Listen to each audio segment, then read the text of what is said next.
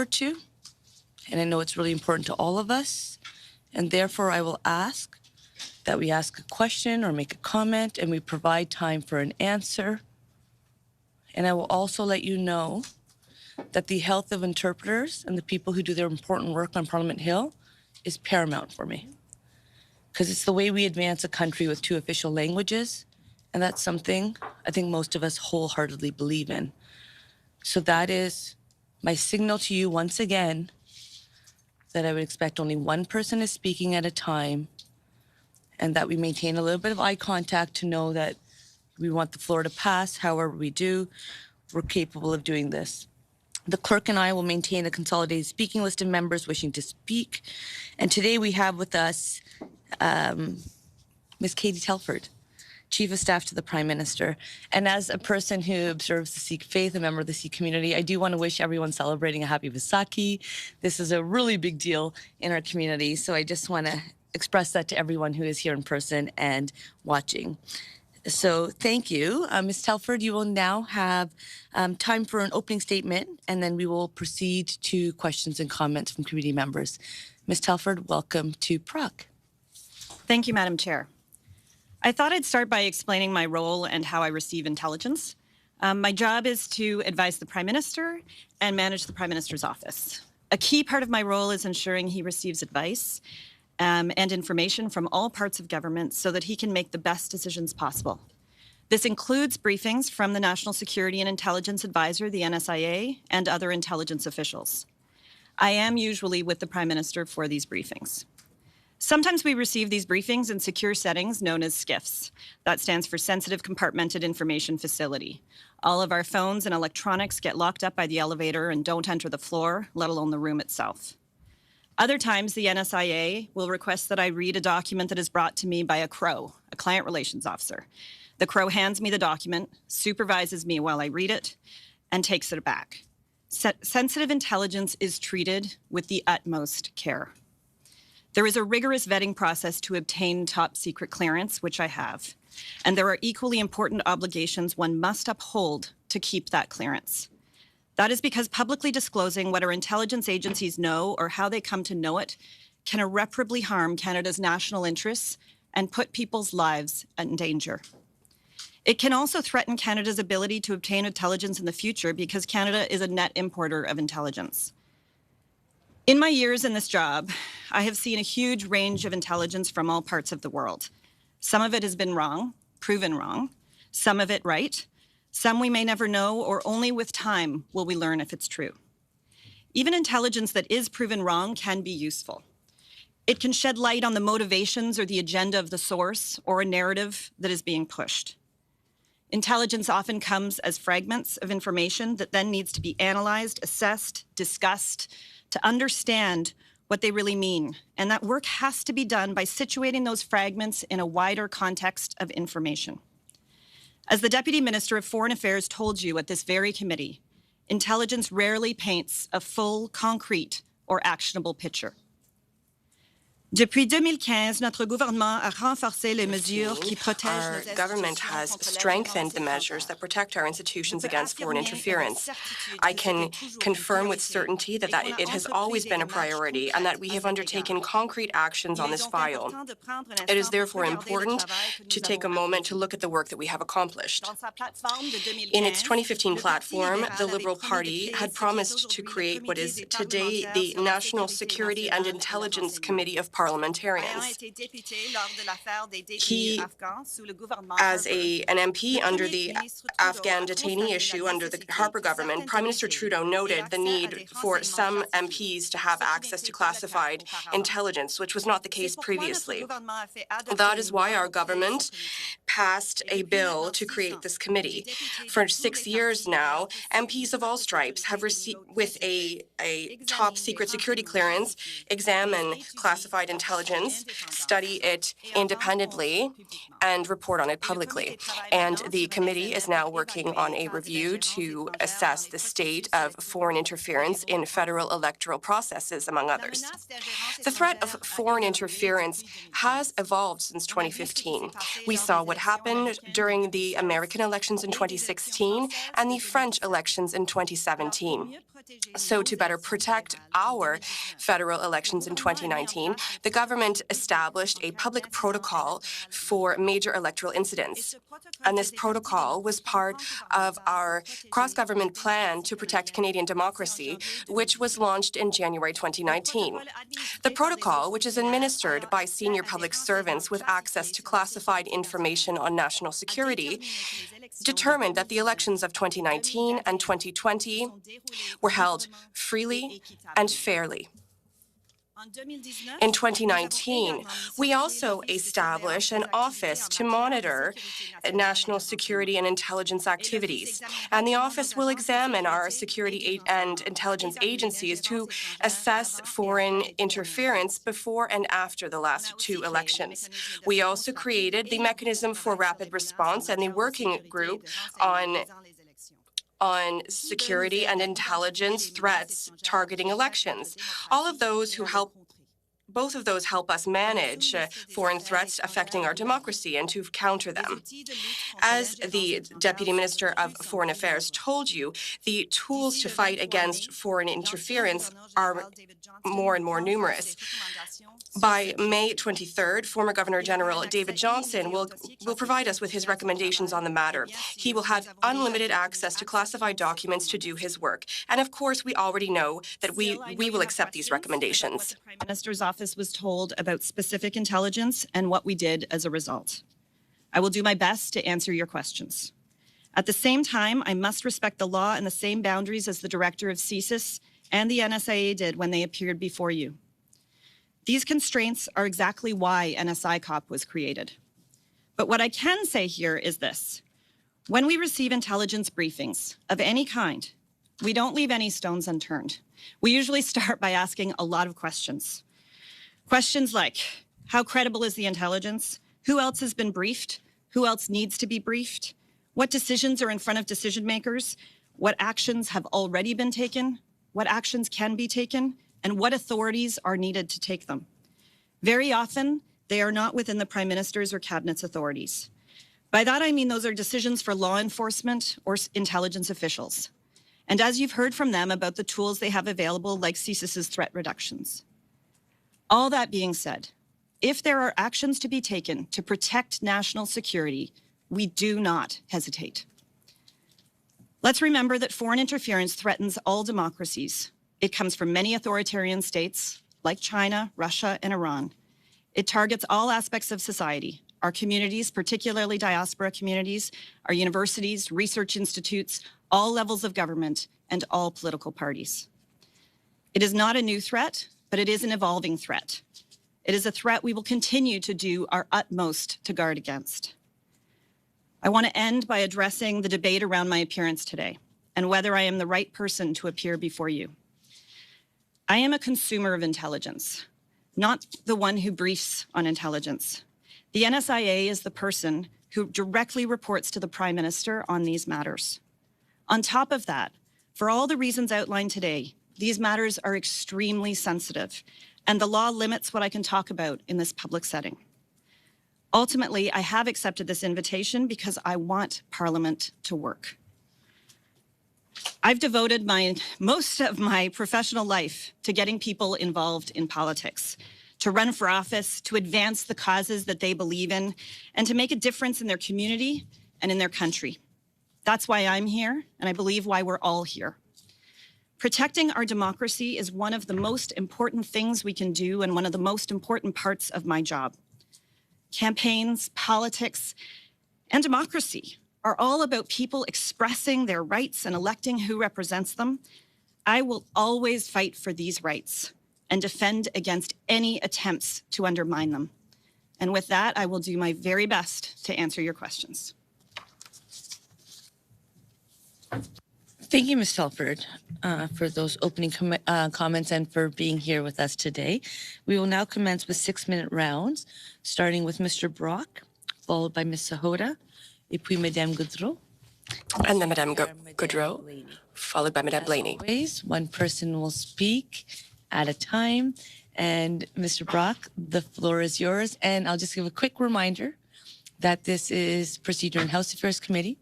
It is not a courtroom. So if we can provide some time to ask the question, make the comment, and some answer, that allows our interpreters to work best. Interpreters, can you see me? Vous pouvez m'entendre? S'il y a un problème, s'il vous plaît, levez la main. Et je vais arrêter la rencontre pour que vous pouvez faire le travail qui est très... Please raise your hand if needed so that we can continue your important work. Thank you so much, Madam Chair, and good afternoon, Ms. Telford. Thank you for your attendance today. Ms. Telford, did the Prime Minister receive a series of briefings from Canada's National Spy Agency beginning in January 2022 on Beijing's election interference, specifically in the 2019 election?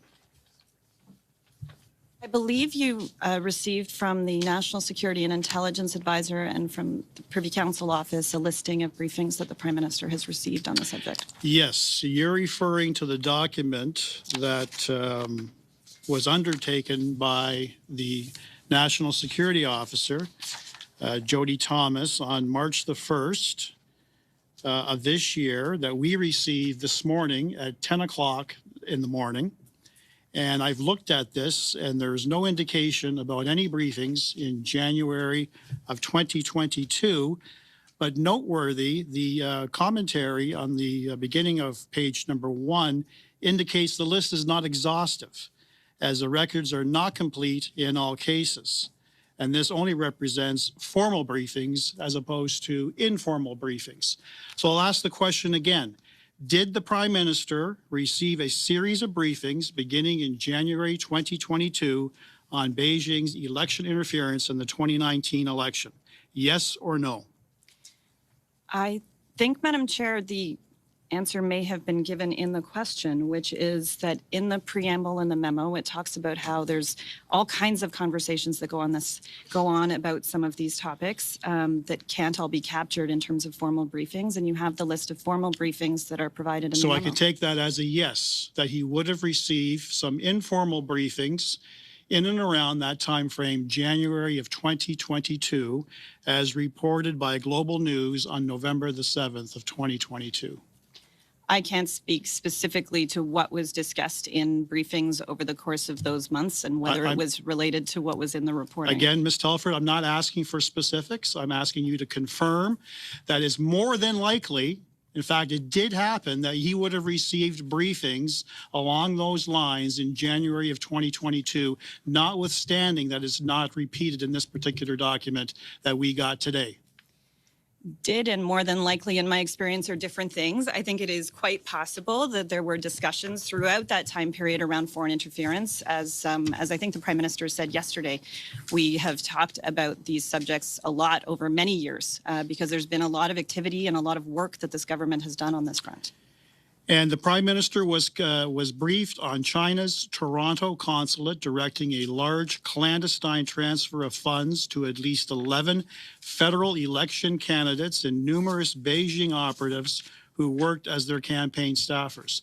That was the subject matter of those series of briefings in January of 2022. Are you confirming that? No, Madam Speaker, I can't, unfortunately, I can't provide information about what I have or have not been briefed on in an intelligence setting or in a public setting about intelligence.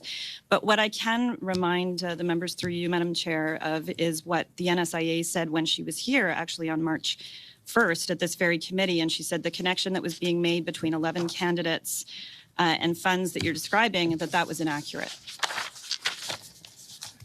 If this was completely inaccurate, if this story of Global News on November the 7th was completely inaccurate, you would have said so, your Prime Minister would have said so, your members of Cabinet would have said so. So I'm asking you specifically, apart from the issue of clandestine transfers to 11 candidates, the other subject matter of those briefings, is that false? Is that inaccurate in any way?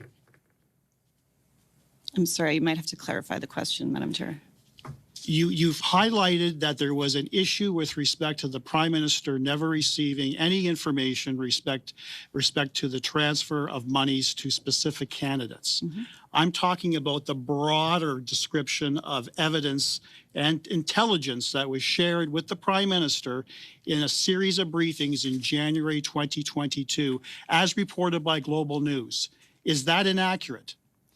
So, Madam Speaker, I can't speak to the reporting that Global News spoke about. I can speak to my experience, which is that there have been a lot of conversations over many years. It's why all the different mechanisms that I outlined were put in place leading into the 2019 election and the 2021 election. There were further steps taken in between those two elections. Thank you. Did the Privy Council Office prepare a document entitled Special Report, date stamped January 2022? Yes or no? I can't speak to that. Why? Because I'm not sure what document you're referencing. If you can give me some more information, I probably still won't be able to confirm whether or not it's something I saw, but I'd be happy to try. It was reported in the Global News of March the 8th. It was reviewed by Sam Cooper, the reporter. It was date stamped and finalized, suggesting it was intended to be read by the Prime Minister and senior aides, including yourself. It was derived from 100 CSIS reports from investigations beginning in January 2019 and produced by the Intelligence Assessment Secretariat, a division of the PCO. It was a part of a series of briefings beginning in January 2022, again confirming the large clandestine transfer of funds earmarked for the federal election from the consulate in Toronto, which transferred that funds to an elected provincial government official via a staff member of a 2019 federal candidate. You are responsible ultimately for the PCO. The PCO is the arm of the Prime Minister. It's his own department. They report to you. You control the PMO. Are you suggesting that this special report, as prepared by the Intelligence Assessment Secretariat, did not occur? Okay, Ms. Telford, sorry, before I continue, I think as members of Parliament, we've all served in the House.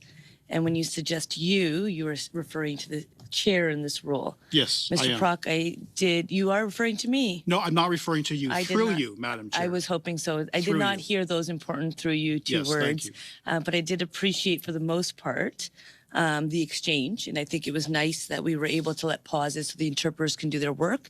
But if we were going to be at a spot that we are perhaps putting words in other people's mouths, then I need us to go through the chair. Right. Madam Chair, will you allow the witness to answer the question? It will be coming out of possible later time, but yes, I would love to do that.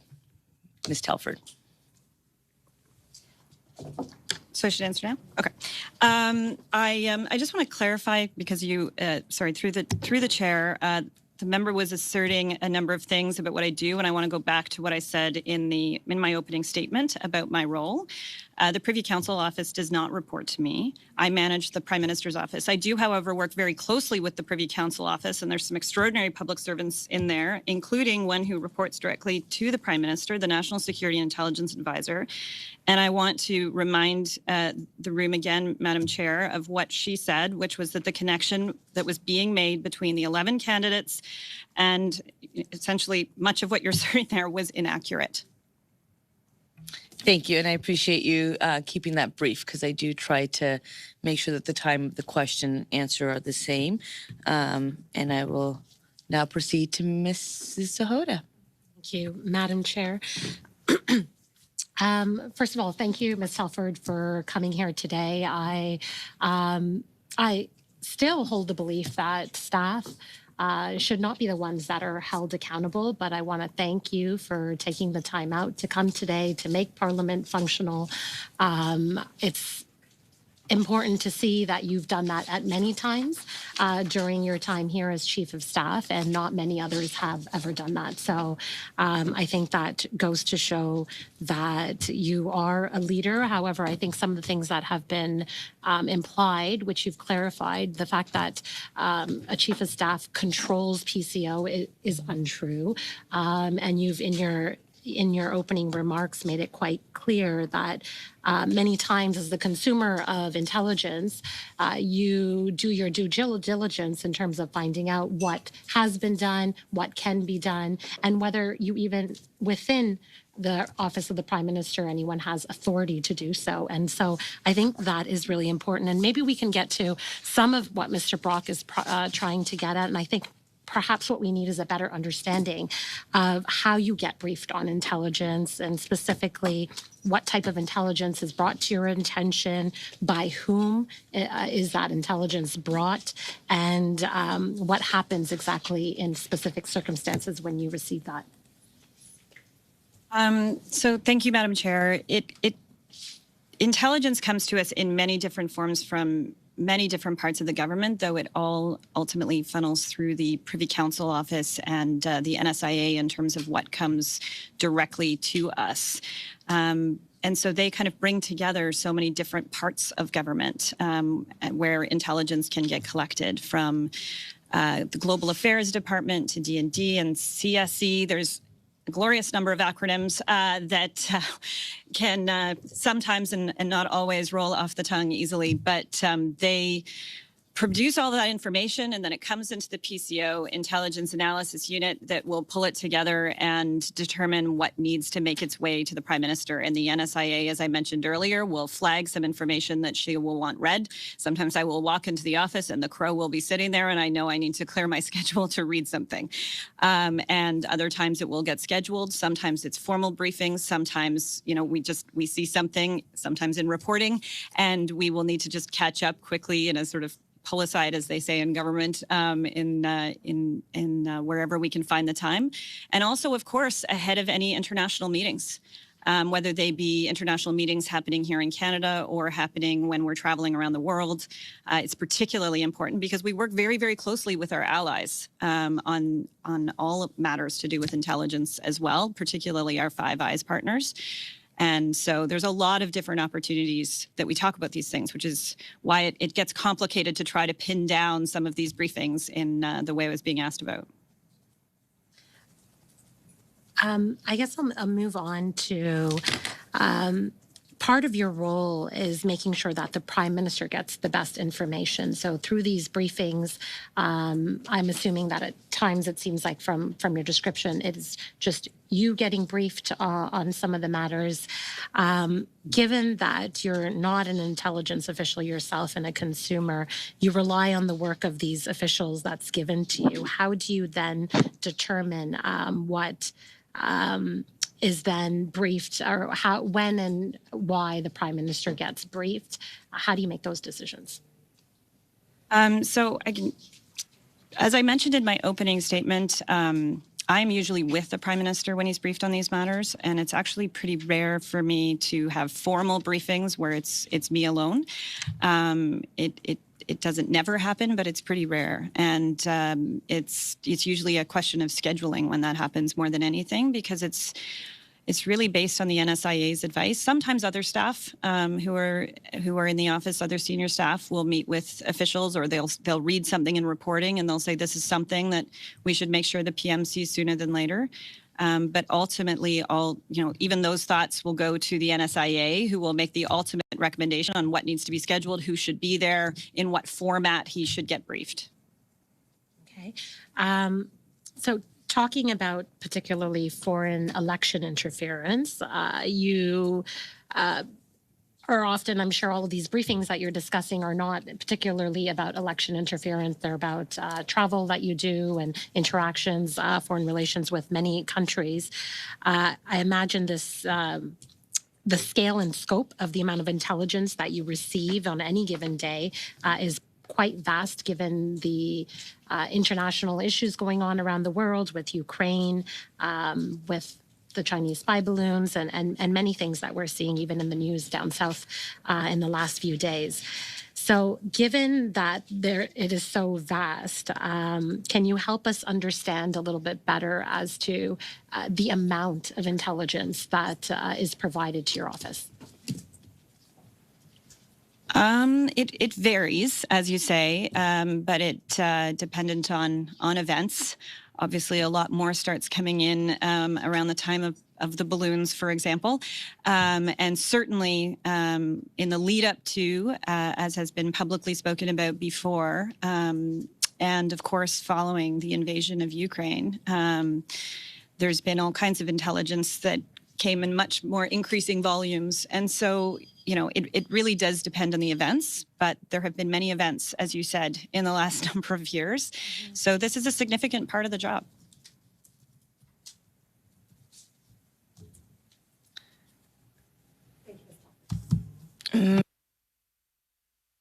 Maintenant, on continue avec...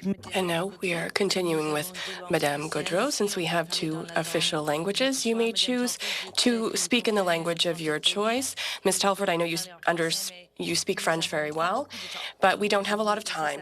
So I just wanted to let you know you may choose the language of your choice. Madame Gaudreau, you have the floor. Thank you, Madam Chair. And thank you, Ms. Telford. Since I have little time, Madam Chair, my questions will be very short, and we already have at the outset a few pieces of information. What we're seeking to know is, what is the protocol, the internal protocol, which allows us to understand how information is transmitted? Can you give us a little bit more information about the protocol?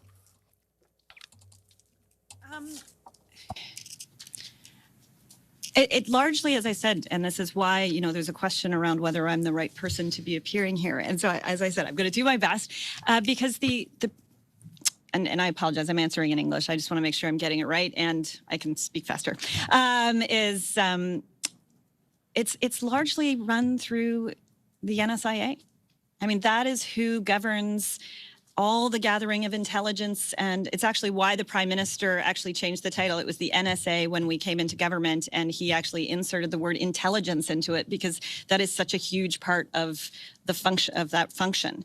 And so they will gather, working with all the public servants that work for her and working with other security agencies across government, all the information on whatever the given issues are in any given week. There's weekly briefs, there's daily briefs, there's informal briefs, there's formal briefings. It really depends on what's going on in the world. Merci beaucoup. Thank you very much. My question is even more specific, Madam Chair. Given that the advisor, the NSIA, is there to guide you and inform you of what is urgent and important. My question is, what are the criteria? What are the signals that allow us to know that, as you say, Madam Chair, as Madam Telford said, that there's a red flag, that we need to be concerned? What are the criteria about for the NSIA's advice? Best asked to her. I can't remember now, having read her testimony here, whether she answered a question like that. But it's usually, at least in terms of what makes its way to me. There may be things that don't make its way to me that should, or to the Prime Minister, but I can't speak to what I don't see. But what I do see, it's usually pretty self-evident in terms of what is of importance. It's an interesting question, but it really is Justement, pretty self-evident. Madame la Présidente, Well, Madam Chair, I'm just going to flesh that out by saying, like, the criteria are to allow us to know who is responsible for knowing when it's a time where there need to be a validation of the processes established that maybe didn't work, of the urgency to take action, because to respond to the visit by Madame Thomas, she said that the information was transmitted, but we want to know, where is the information? How is it that maybe you weren't aware of foreign interference, as you say, and now people are saying, no, there was information. What are the criteria? We want to reassure people. We are here in this process, and we want to ensure things are watertight. So can you please reassure us, who is the information holder? How does this work within Cabinet with the Prime Minister and ministers? I guess I'll give it, and I'll try to do it efficiently. Two parts to the answer. One is, it is actually the National Security and Intelligence Officer, or advisor, who pulls all of that information together.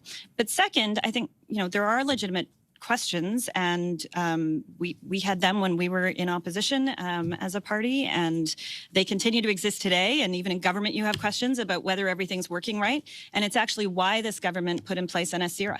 And NSCIRA is actually there to oversee the security agencies and to make sure all those parts are working, and then specifically working on this now. Madam Chair, I would continue by saying, if we're here today and know that this was the last day, and we thank you for joining us, if we're here today, it's because we want to shed light and better understand this issue, and it's a golden opportunity to know whether there is information that might have been omitted. Can you reassure voters that we have a system that is watertight? I am not convinced right now. So I have about 30 seconds left. Could you please tell us? Because that's why we're here today. So what I would just say to reassure Canadians through you, Madam Chair, is I just know the incredible work that the senior officials do day in and day out on this. I spend a lot of time with them, and they are constantly working to refine and improve processes, especially as new and different types of information comes forward. But I know that any time there is action that can be taken, they take it. And I know that there's any time that the Prime Minister can take action, he takes it, and he certainly encourages that kind of action as well. I think I have a right to one more question. Madam Chair, could our witness tell us whether there is information that she is keeping within Cabinet and that is not shared either to ministers or the Prime Minister on foreign interference? No, there's not. If I'm understanding you correctly, there is nothing that is ever kept from the Prime Minister. Certainly not by me. Merci. Thank you. Madame Blaney, Mrs. Blaney. Madame Blaney? Yours. Well, thank you so much, Chair. And as always, everything that I say goes through the Chair. And I want to thank our witness for being here on this important issue. And I think the way I'll start is how I think I've started almost every question during this study, is the fact that this is very serious. And the most important part for me is that Canadians are losing faith in our systems. And what I would hope around this table and all the people who are represented at this table is that our commitment is, number one, to Canadians and making sure that they have faith. And what has happened around foreign interference in our elections is that we've seen Canadians losing more and more faith. And that's where I am concerned. So my questions to Ms. Telford are simply this.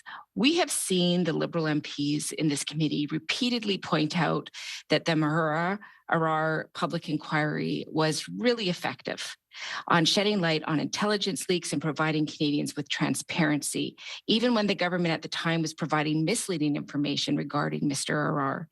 Given that even your former colleague, Gerald Butts, has called for a public inquiry, do you think one is needed?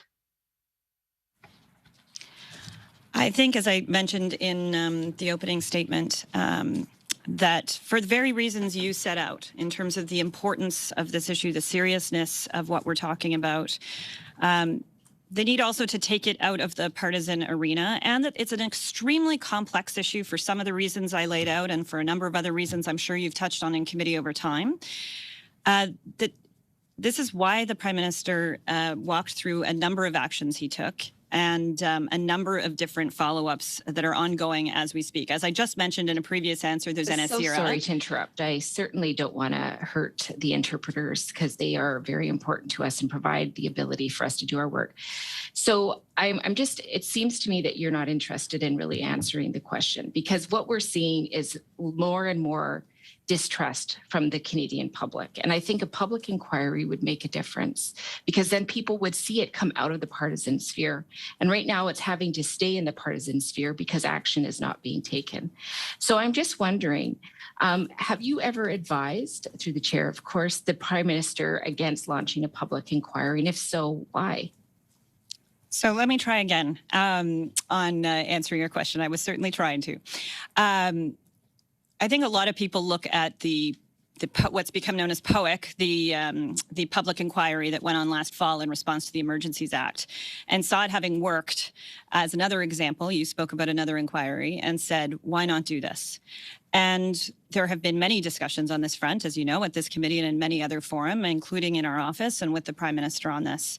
And where we were able to come down as quickly as we could in our advice to him and in terms of the steps he then took was that we actually needed someone, and actually this is the same thing, interestingly, that the previous government did when they appointed former Governor General David Johnston to do a similar task, was to figure out what was needed. Where were the gaps between, as I was starting to mention to you, NSIRA and NSI COP? What were they not able to cover? What did the public still need beyond that to ensure that we are instilling the confidence in them that they deserve to have in our institutions? Because that's extraordinarily important to us. And ensuring that the right mandates are created, that the right kind of whether it's an inquiry or something else. And as I said in my opening statement, the Prime Minister committed to follow through on whatever the recommendations are that come out of the Special Rapporteur on this. It's not clear what the question should be. It's not clear what body is best to look at it given the sensitive nature of the information. POIC, yes, looked at some security information. This is almost entirely national security information. So figuring out how to do that is a task that he's actually going to be reporting back within a few weeks. And I hope we can wait for that so that we can then take those responsible next steps. Thank you so much, Ms. Telford. And through the chair, as always, could you just clarify, were you informed last year about the Chinese government funding at least 11 Liberal and Conservative candidates in the 2019 federal election? So Madam Chair, I will repeat again what I've said a couple of times to members from the opposition, which is what the NSIA said when they were previously here at committee. I don't have information beyond being able to say this, and I thought this was pretty definitive that the connection that was being made between these candidates and the funds was inaccurate. Okay, so I'm sorry to be upsetting you on these questions, but the Prime Minister said, let me be clear. I do not have any information, nor have I been briefed on any federal candidates receiving any money from China. So it feels like we got a clear answer, and I'm not getting that clear answer from you. So I'm just trying to understand this. It doesn't seem to make sense. And, you know, I am not one to bring in staff members lightly. I take the role of people who are in charge really seriously. However, every time we turn around, it feels like there's another article, there's another thing coming out, and this slippery slope of information coming in and out and not being clear is leading people to distrust. So can you be as clear as the Prime Minister seems to be? Because Canadians are not having faith in the Prime Minister or in these roles, and it worries me. So can you make sense of that? Madam Chair, it sounds like the member thinks that the Prime Minister was clear on this. I think the Prime Minister was clear on this. I agree with what the Prime Minister said. So I'm not really sure how to add to that, because it sounds like if I'm adding to that, I'm actually confusing matters. So I agree with what you're saying or what's being said. That's my time. Thank you. Thank you, Mrs. Blaney. We will now enter to the second round of questions, and we will start with Mr. Cooper, followed by Ms. O'Connell, suivi par Madame Normandin, followed by Madame Normandin and then Madame Blaney. Mr. Berthold and Madame Romanado. Thank you very much, Madam Chair. Thank you, Ms. Telford, for appearing. Ms. Telford, through you, Madam Chair, Mr. Brock provided the context of the special report, date stamped January of 2022. So now that he has provided that context, can you confirm that the Prime Minister received that document, and did he read it? So in terms of the specific document that you're referencing that was mentioned in reporting, sorry, Madam Chair, that and that the previous member was mentioning, I can't speak to whether or not we've been briefed on any specific documents or any specific subjects. But taking a step back from that and to the member's second part of his question, of course, the Prime Minister reads any documents he does receive. Thank you, Madam Chair. Ms. Telford, when was the Prime Minister first briefed about Beijing's election interference in the 2019 election? When? So you've received from, Madam Speaker, the committee has received from the NSIA the list of formal briefings that was put together as best everybody could in terms of formal briefings on subjects to do with election foreign interference. Ms. Telford, respectfully, through you, Madam Chair, I'm not just asking about formal briefings. I'm asking, when did the Prime Minister become aware of Beijing's election interference in the 2019 election? Just the date, please. It's been 5 months. It's been repeatedly asked. You're the top official in the Prime Minister's office. Canadians deserve to know when he first learned about it. Could you please answer? Madam Speaker, I would just Madam Chair, I would take a step back and just say this has been an ongoing conversation over many months and years as to what prospects were of potential foreign interference. It's why these different organizations were in place. It's why there was a report that came out of the 2019 campaign or election.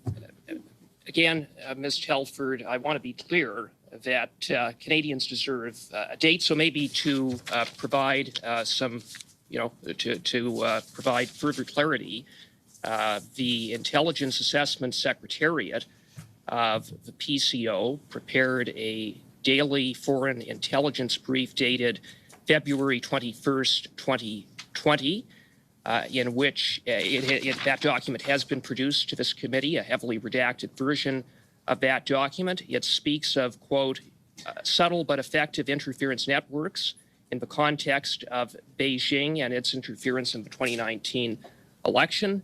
It speaks of, quote, investigations into activities linked to the Canadian federal election in 2019 reveal an active foreign interference network. On what date did the Prime Minister receive this document?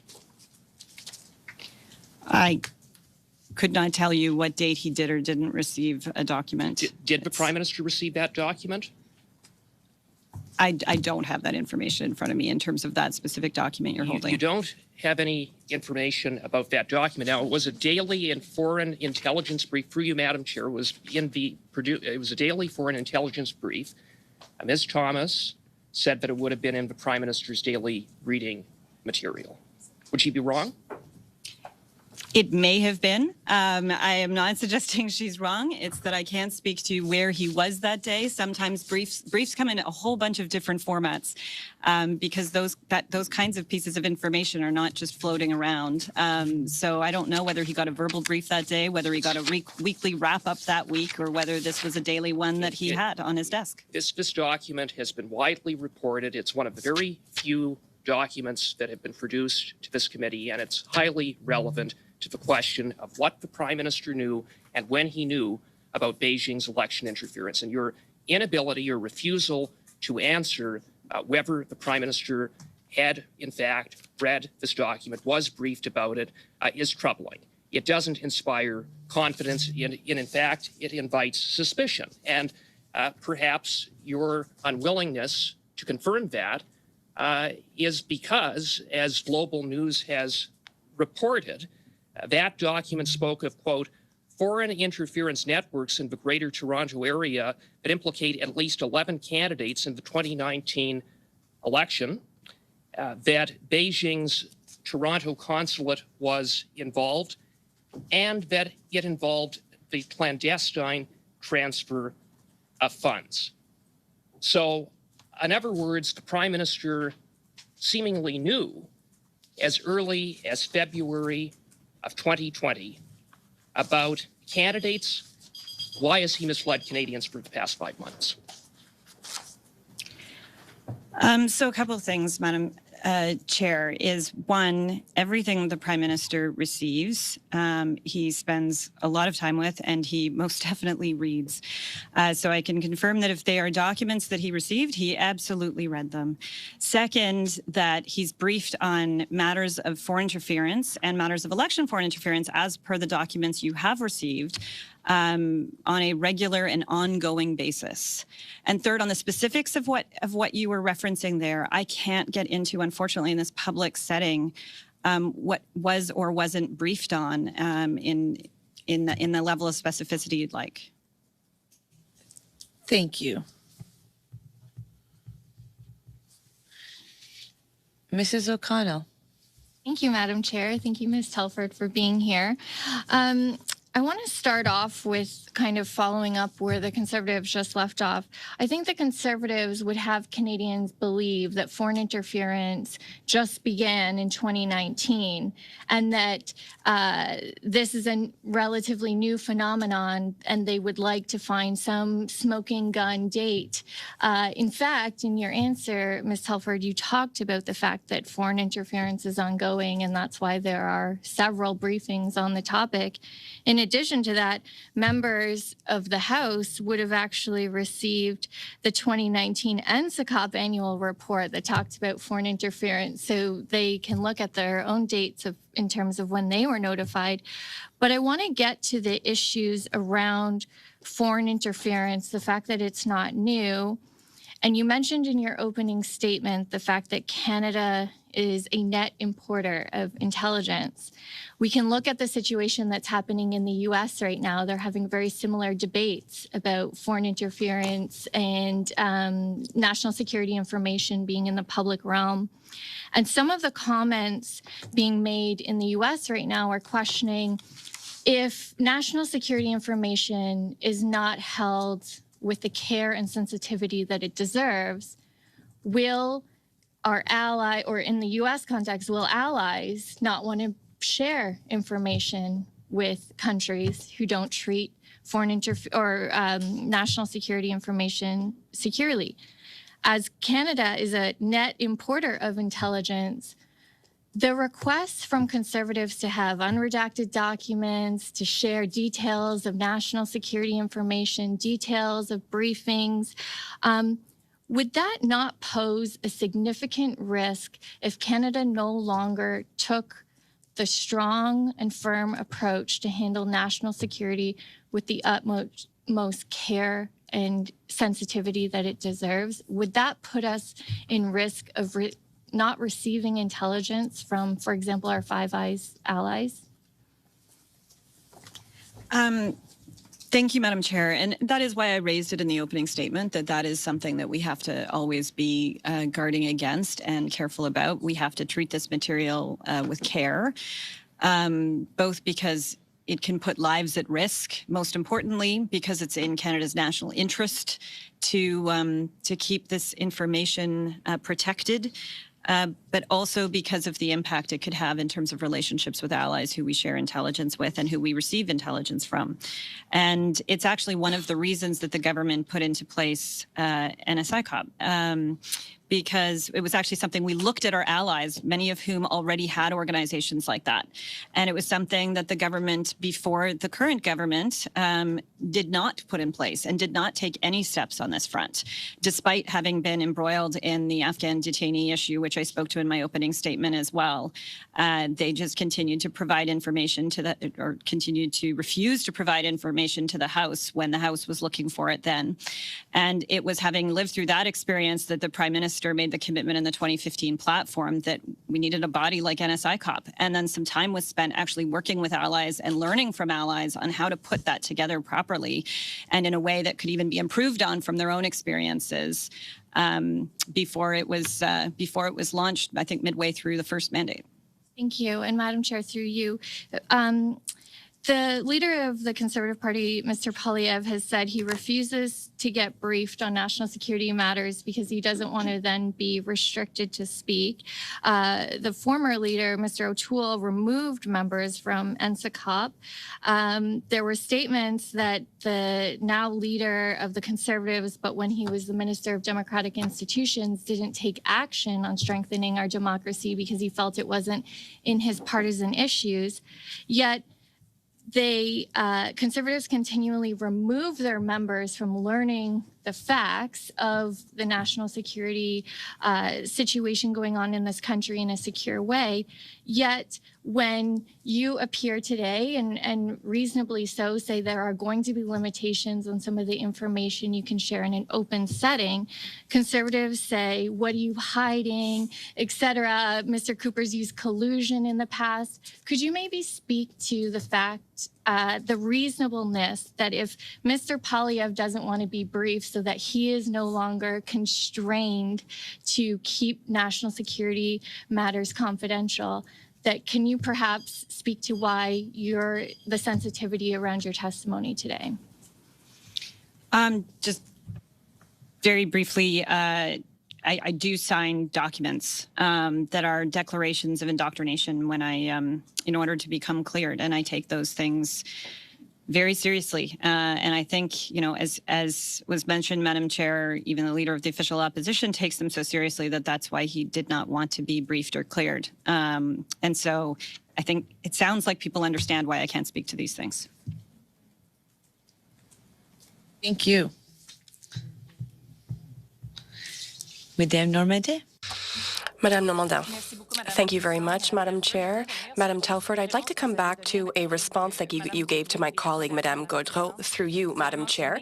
You mentioned that when information is received, the criterion that is used to know whether it would be transferred to the PM is obvious. You see it in the information, whether it should be sent or not. Would that follow under what is evident, for example, ridings that receive money directly or indirectly from the Chinese consulate in Toronto? So I will go back again, either to, as one of the other members of the opposition said, the Prime Minister's words or the NSIA words to this, in the NSIA's case, it was to this committee, or the Prime Minister's words in the House or publicly.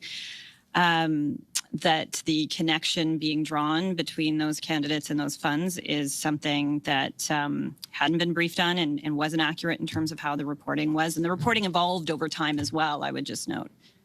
But it would seem that it's information that would deserve being transferred to the PM, would it not? Thank you very much. You mentioned also earlier always being present or nearly present when the Prime Minister receives information. In this case, were you present when this information was transmitted, whether it was by document or by informal meeting, because you said it was not a formal from February 2020. Do you recall being present with the Prime Minister when the information was transmitted?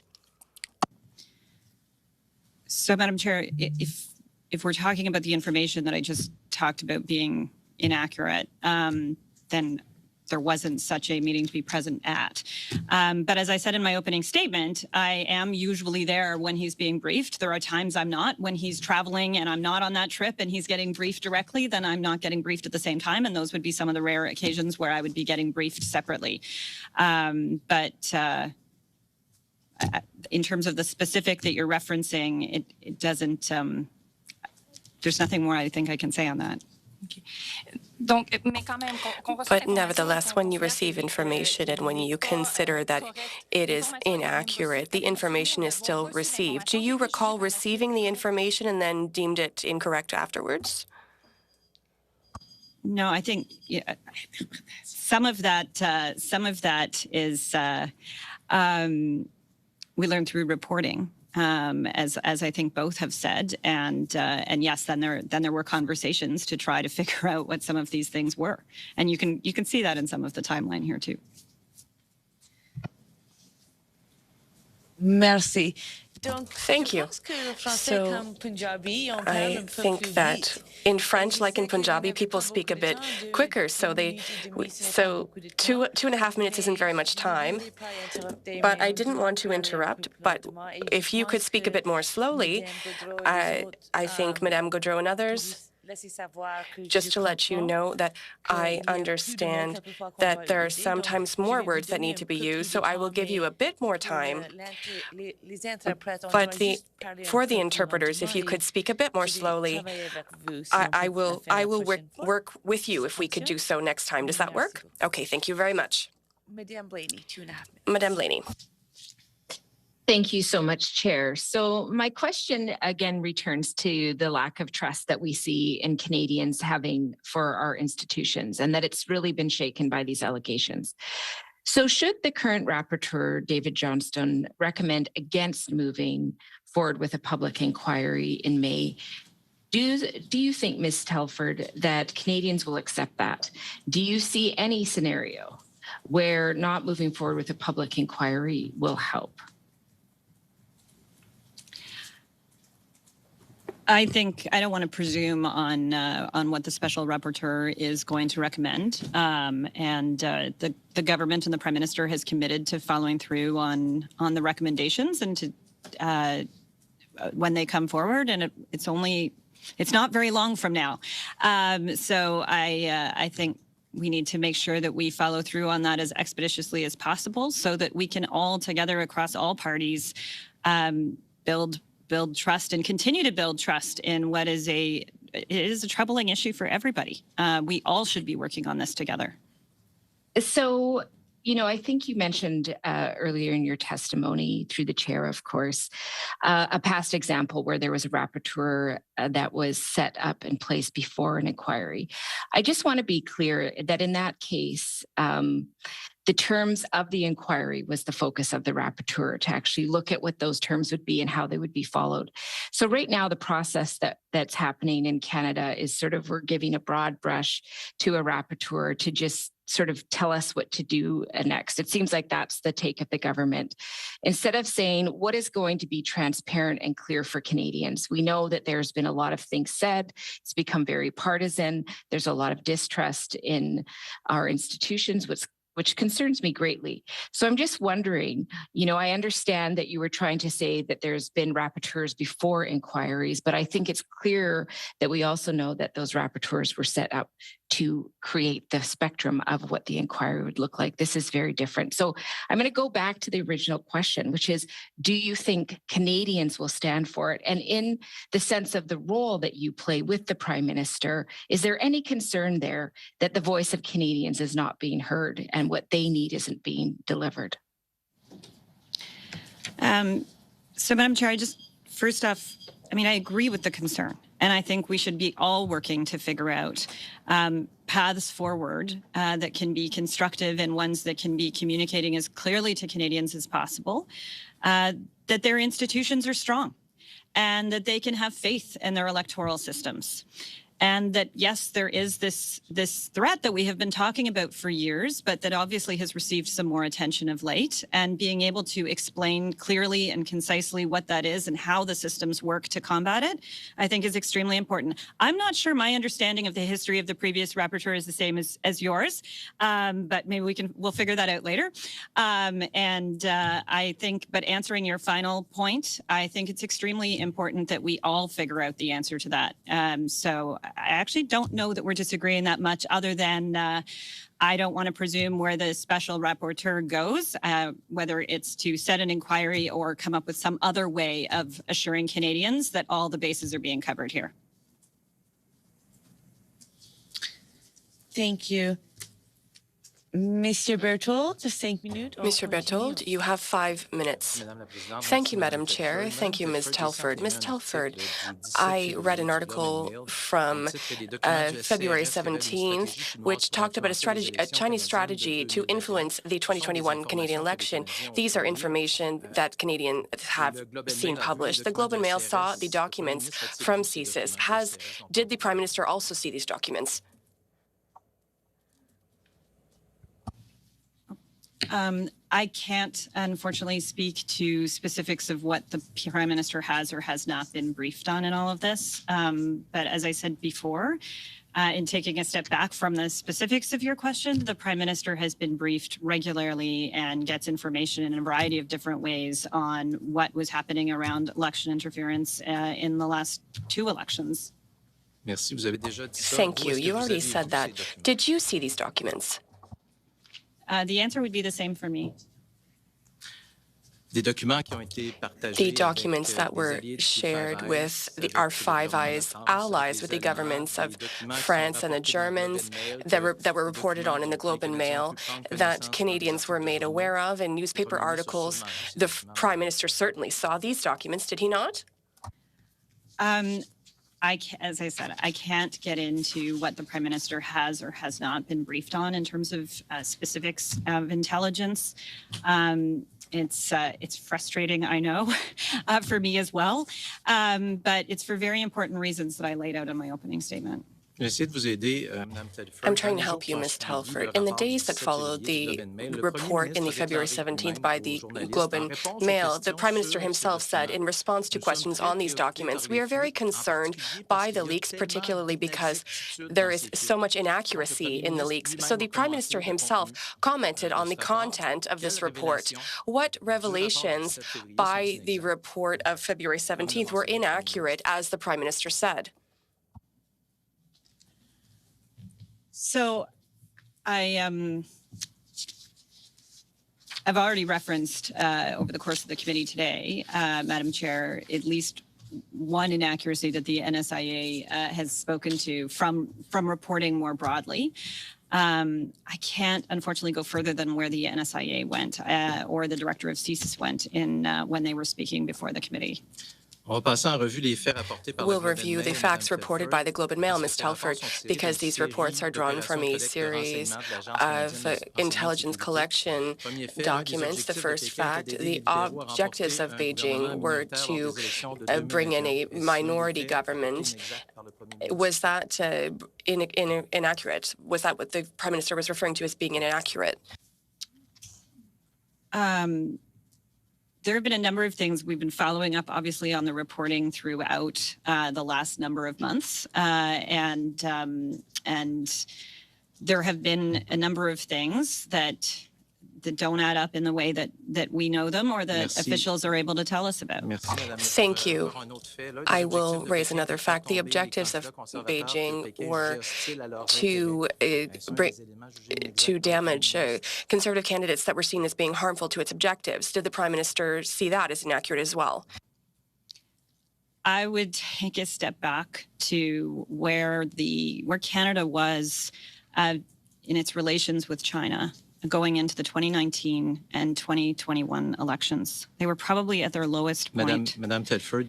Ms. Telford, the question was, this is something that I didn't want to do, but the time for interpreters will not be taken out of your time. I will give it to you. If we could take a bit more time and continue as we are doing, I think that would be very good. So I understand very well that you have questions, and I have both official languages. My first language is Punjabi. It takes a bit longer to say things in that language, so I know you don't speak it, but you speak French. So I will give you time. If you could not interrupt, that would be better. Is that okay? Okay. So, Madame Telford, Beijing's tactics were given cash donations to those. Was that deemed inaccurate by the Prime Minister? Well, as it relates to the stories around the 11 candidates, I think you've already heard me repeatedly, Madam Chair, talk about how both the NSIA and the Prime Minister have spoken to that and to where they saw a gap and an inaccuracy in the reporting. Beijing was asking companies to hire international students and to have them hired on summer election campaigns. Was that deemed to be inaccurate by the Prime Minister? I can't get into going further than they did. I can, in terms of the NSIA, the director of CSIS, the many other experts that have come before you on these issues. Two last questions, Madam Chair. Some political campaigns were seeing a difference between the donation and the amount reimbursed. Is that deemed inaccurate by the Prime Minister? I would just say on matters related to fundraising and donations, Madam Chair, and I think all members here are very familiar with this. I certainly am from my days as a past campaign director. There are very robust election finance laws in this country, and actually they were made even more robust and transparent under this government. And if there were concerns there are methods to investigate any fundraising anomalies that are seen or alleged to have happened. Thank you. Thank you very much, Madam Chair. Madam Telford, the Prime Minister is very quick to reveal when information is false. And there is another thing that I would like to talk about in the article. The diplomats from the Beijing consulates, including former heads of consulates, made statements that were false. Did he deem this inaccurate when there was so much inaccuracy in these articles that he commented on the report, the CSIS report himself, and you refused to make any comments on them yourself? Madam Chair, I appreciate that we are now quick to respond to things when I thought we had been told many times we have not been quick to respond to things in the past. And part of the reason we haven't always been able to be as quick as, boy, we wish we all could be in responding to questions on this is because this information and the subject matter is just so very important, that it's so important, as I said in the opening statement, that when you're getting fragments of information, not only to figure out what those fragments are and where they situate, but to put them into a broader context. And being able to figure out what you can and can't say publicly is not something that I should be sitting here doing. And that's why I set out in the beginning, I've got to respect the boundaries that were set by the National Security and Intelligence Advisor and the Director of CSIS when they were here before me. Merci, Madame Telford. Thank you, Madame Telford. Ms. Romanado. Thank you very much, Madam Chair. And through you, I'd like to thank Ms. Telford for being with us today. I just want to highlight a couple of things that I heard today, and I want to reiterate there's a big difference between a willingness to share information and a capability to share information. And Ms. Telford, you've explained multiple times it's not a lack of willingness, but in terms of national security issues, we cannot share this information. You also, in your opening statement, explained a little bit about the impact of that, and my colleague, Ms. O'Connell, referred to that with respect to our relationship with our Five Eyes partners. The issue of foreign interference in elections is not something new. This is something that New Zealand is looking at right now in terms of their elections. This is something that's happening around the world. We saw this in the presidential election in 2015, questions about that. You did mention the importance of being able to share that information and receive that information from our Five Eyes partners. But you also said something that was really important to me. As you know, my son is an intelligence officer in the Canadian Armed Forces. So I know full well the importance of maintaining information that does not belong in the public sphere. And to do so, and I will put in quotes exactly what you said, it puts lives in danger. We created the NCCOP Committee of Parliamentarians, and I've looked at those who sit on this committee, and I have full confidence in the members of NCCOP that are from all of our parties, including a retired colonel with over 25 years of service who sits on this committee. And I have the full trust in his capability to look at something like this. Given the measures that the Prime Minister has taken through various tactics, whether it be through the naming of a special rapporteur, we have SITE, we have the panel, we have the National Security and Intelligence Advisor, we have NCCOP, we have PROC looking at this. I believe also it's come up in the Ethics Committee. Do you believe that the question of foreign interference and how to detect, deter, and counter it will take multiple prong approach, given the complexity of this issue and the evolving threats of foreign interference? So a couple quick things, just on your first point of how this is not a new problem. I believe it was in the CSIS documents that were tabled sometime ahead of my appearance in the last number of days. It talked about actually how CSIS briefed us in 2015 when we first got into government. This was not new to our government, but as I said in the opening statement, it has been evolving, and this government has taken more steps than anyone has before. And actually, one of the steps, you mentioned a number of them there, and one other one that involves our allies is the rapid response mechanism that Canada actually played a leadership role because it was the G7 meeting that was in Charlevoix where that came about. And actually some additional countries have joined beyond the G7 to be part of that work.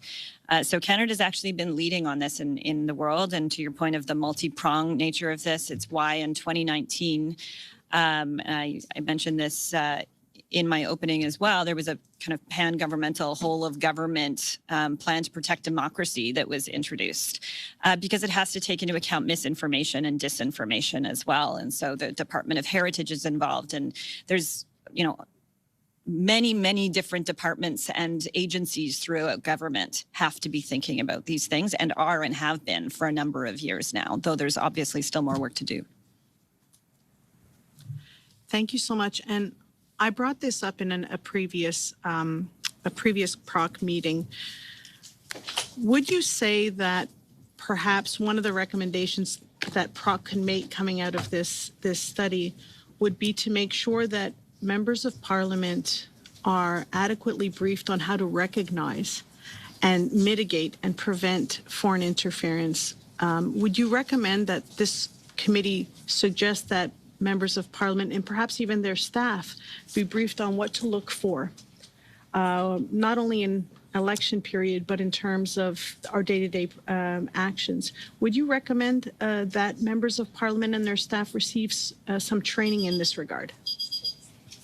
Ms. Telford, before you answer, and I will provide you time to answer, I just want members to know in the room that you're recognizing that the camera might not be switching from the person who is speaking at all times. I know, Ms. Romano, you did not notice that the camera was not on you in the room.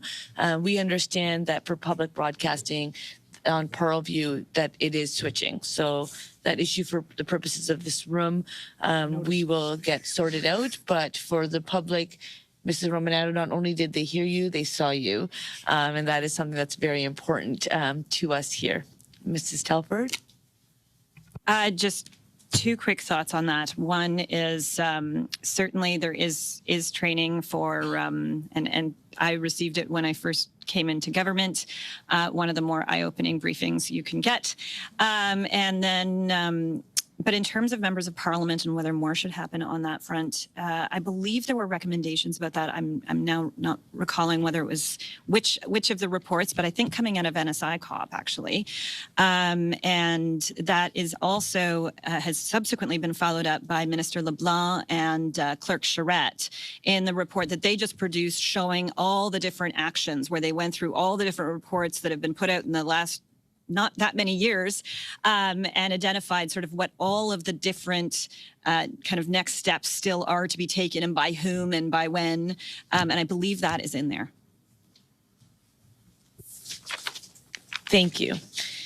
Continuing on with our third round, we will be starting with Mr. Barrett, suivi par Mr. Fergus, followed by Mr. Fergus and Madame Normando, Mrs. Blaney, and then Ms. Blaney, Madame Thomas, et puis Mr. Turnbull. And then Mr. Turnbull. Barrett. Thank you, Madam Chair. Thank you, Ms. Telford, for being here today.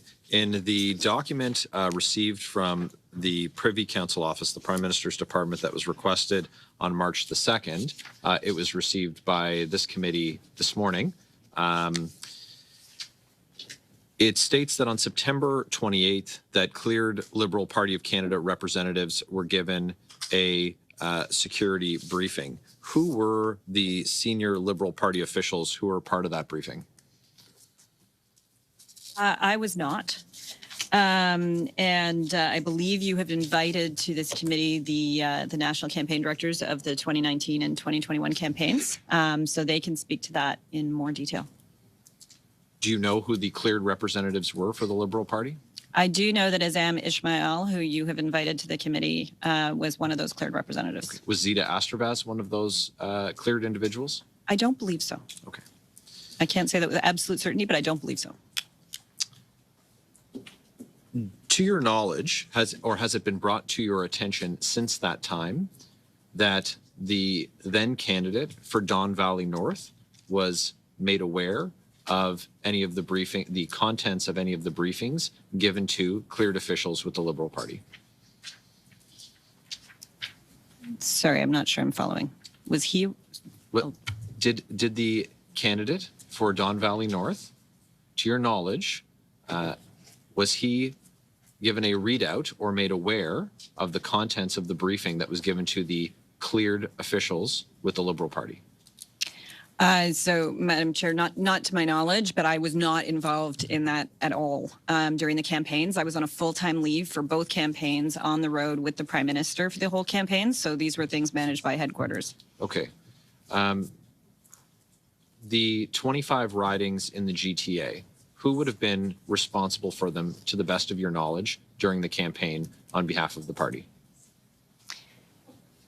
I'm not sure I'm understanding again, Madam Chair. Do you mean in terms of who was kind of the campaign coordinator for the GTA? Yeah, regional organizer. I'm not even sure. I'm not the best person to speak to that. I really, if you wanted to ask me about 2015, I could help you out. But you're going to need to talk to the 2019 or 2021 campaign directors. I'm not even sure how it was carved up within the GTA. Okay, so that's not something that you would have known in your capacity on that campaign? No, I'm sure I know the person, but I'm not sure which person it was or if it was even done in the way that you're describing. Okay, and your role on the campaign was? I was on the bus, as they say, or on the plane throughout the entirety of the campaign in 2019 and 21. Would you have access to those names now if you asked? Yes, I'm sure I could follow up. Yes. Would you undertake to provide those names, the name of the individuals responsible for the GTA during the 2019 election campaign? Could you provide those to the committee? So, Madam Chair, I can follow up on government side, though I would encourage the parliamentary committee, since you have the national campaign directors from those campaigns coming, that it's probably more appropriate to be coming from the party side. Yep, but just to be clear, you're going to. But I'll undertake. I will take it back and see what I can do. So there were media reports that there was an urgent briefing given to the cleared Liberal Party officials, and it would be helpful to know. Again, in that same context, we will ask the Liberal Party officials when they come what their list of cleared officials were. If you could make the same inquiry and provide that information to us, and you've indicated to the affirmative. Yes. Okay. Thank you very much. That would be incredibly helpful because this speaks to, of course, the concern that information was made available to these officials who would then. It would be reasonably expected that they provided it to the Prime Minister, which is what you said. If you receive the information, you share that information with the Prime Minister. Yes, and Madam Chair, I have every confidence that they would talk to the Prime Minister about anything they found out. Did you recommend to the Prime Minister against removing the candidate from Don Valley North as a candidate for election?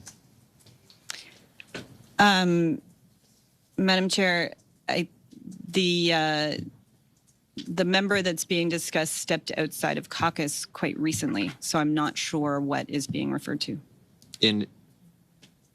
The question is exactly as stated. It's if you recommended when the candidate for Don Valley North was a candidate for election, if you recommended against his removal from the slate of candidates running for the Liberal Party. What I can say is I was never involved in a conversation on the subject. Okay. Conversations did occur. No, I'm saying I was not privy to a conversation. I don't have an answer for you on this because there was no conversation that I was part of on this subject. Excellent. Thank you, Mr. Barrett. I will just like to confirm that as part of the witnesses who we have asked to appear, campaign managers have been invited to a future meeting, and we do anticipate that meeting taking place in the month of April. Invitations have been sent out to the 4 names that we were provided. 1 has confirmed, and we're just pending responses from the other 3, and we hope to have those soon. And we'll share that information with all members as it becomes available. Monsieur Fergus. Mr. Fergus, you have the floor. Thank you very much, Madam Chair. And through you, I would like to thank Ms. Telford for joining us today. She's been speaking from the heart, and I appreciate the time that she's taking to answer our questions on national security. Ms. Telford, you mentioned in your statement something that, in my opinion, wasn't fully appreciated in many of the hyper-partisan discussions on the topic.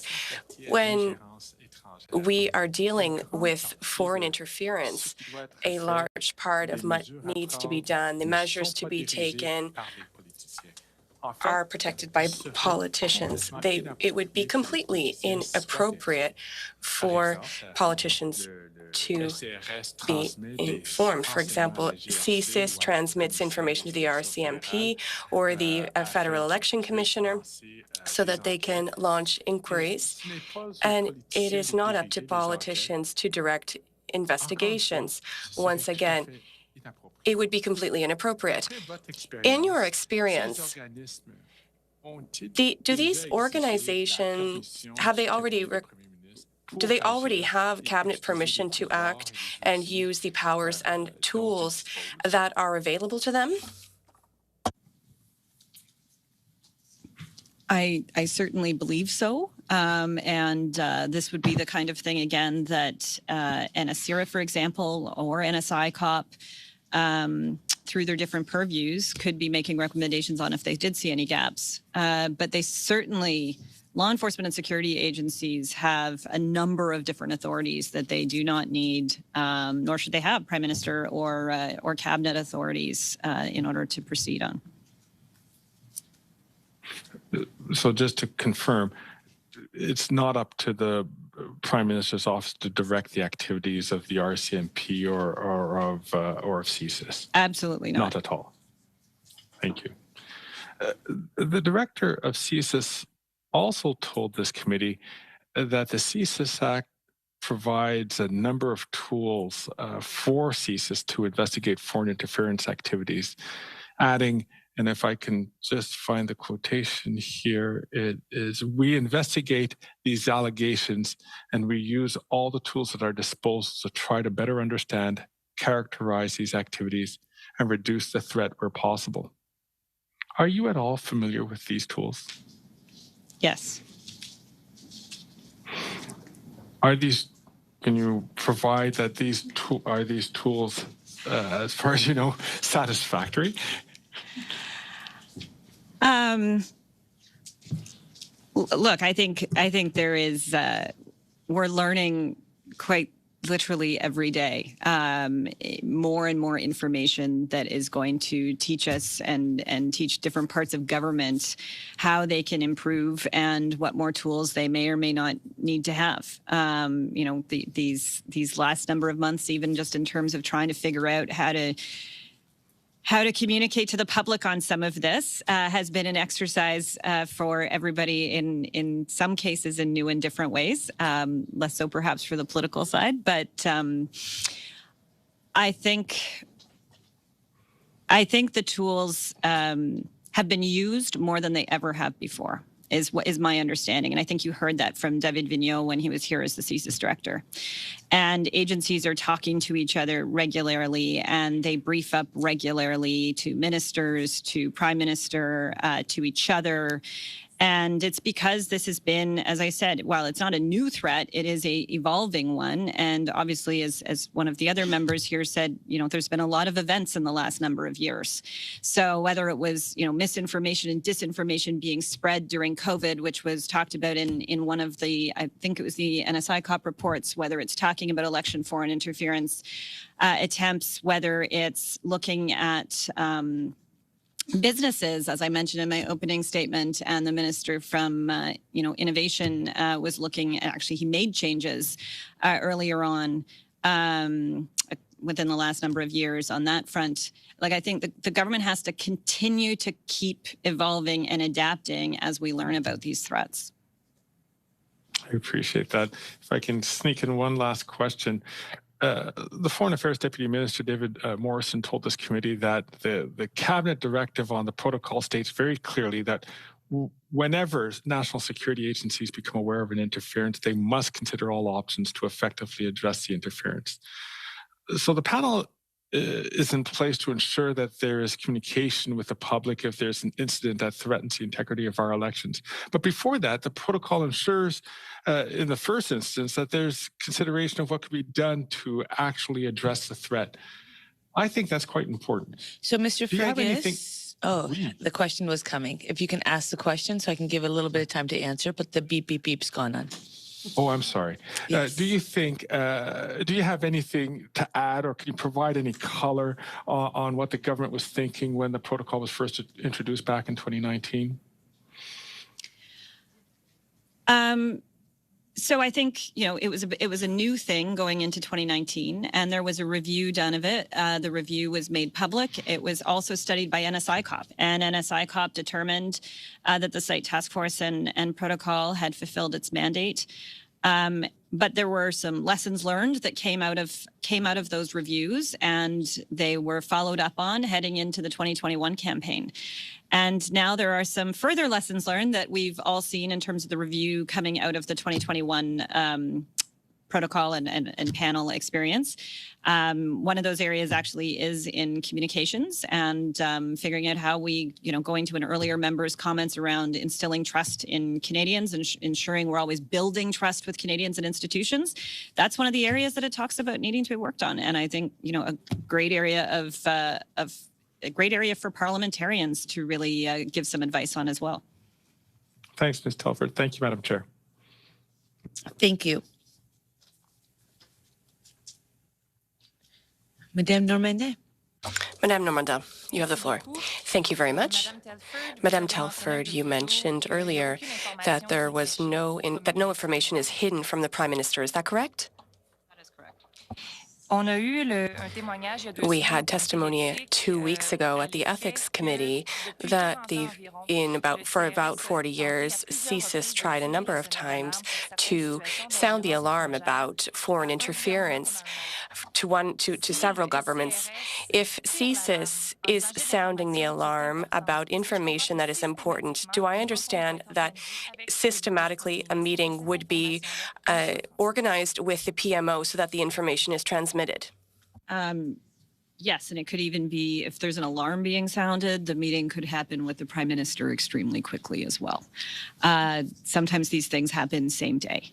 And it's, you know, one of the frustrations actually with some of the commentary on all of this has been this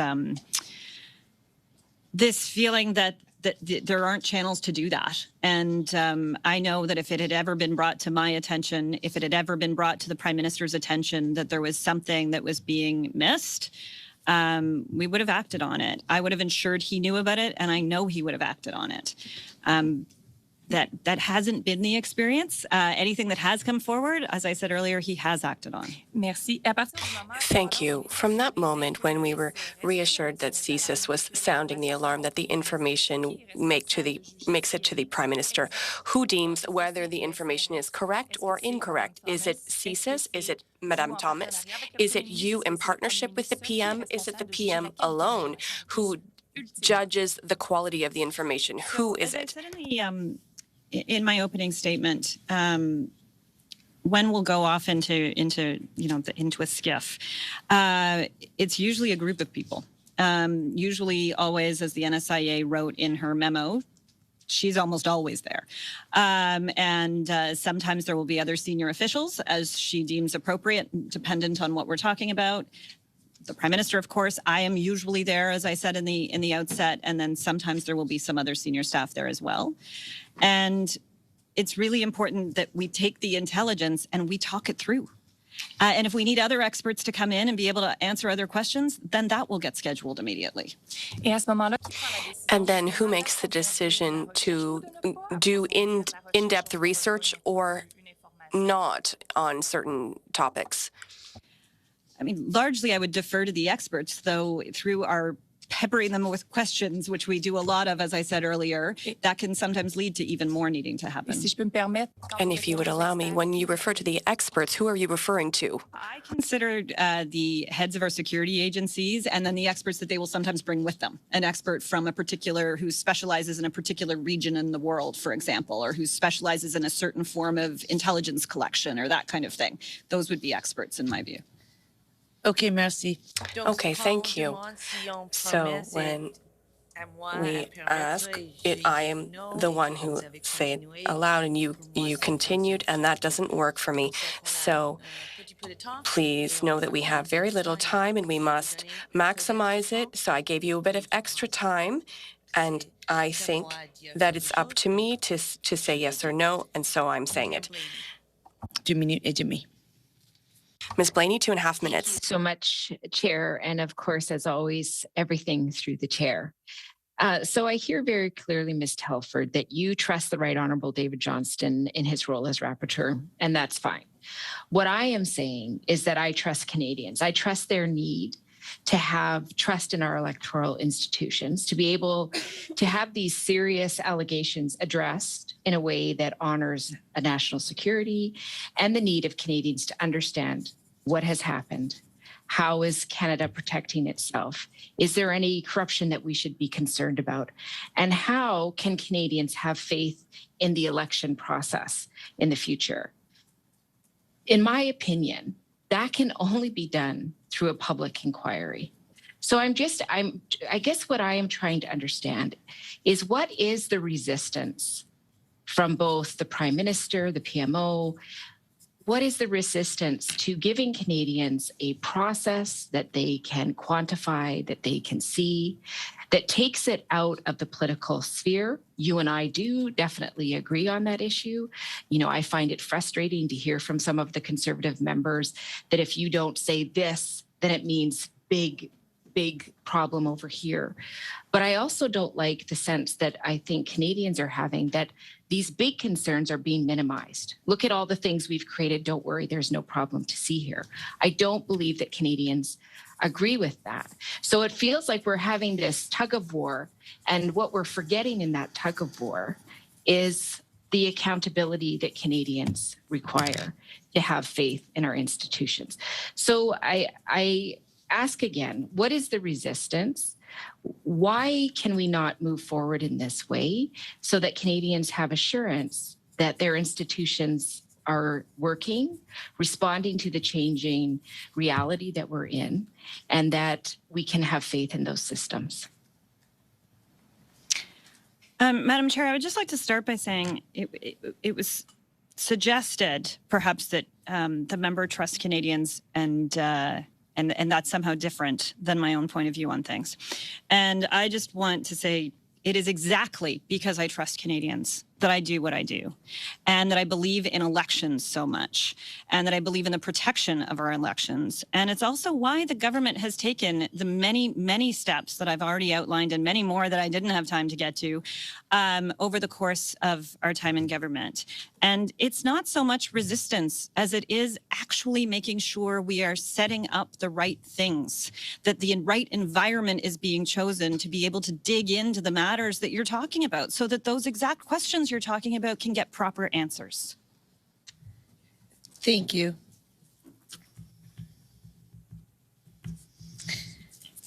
Mrs. Thomas.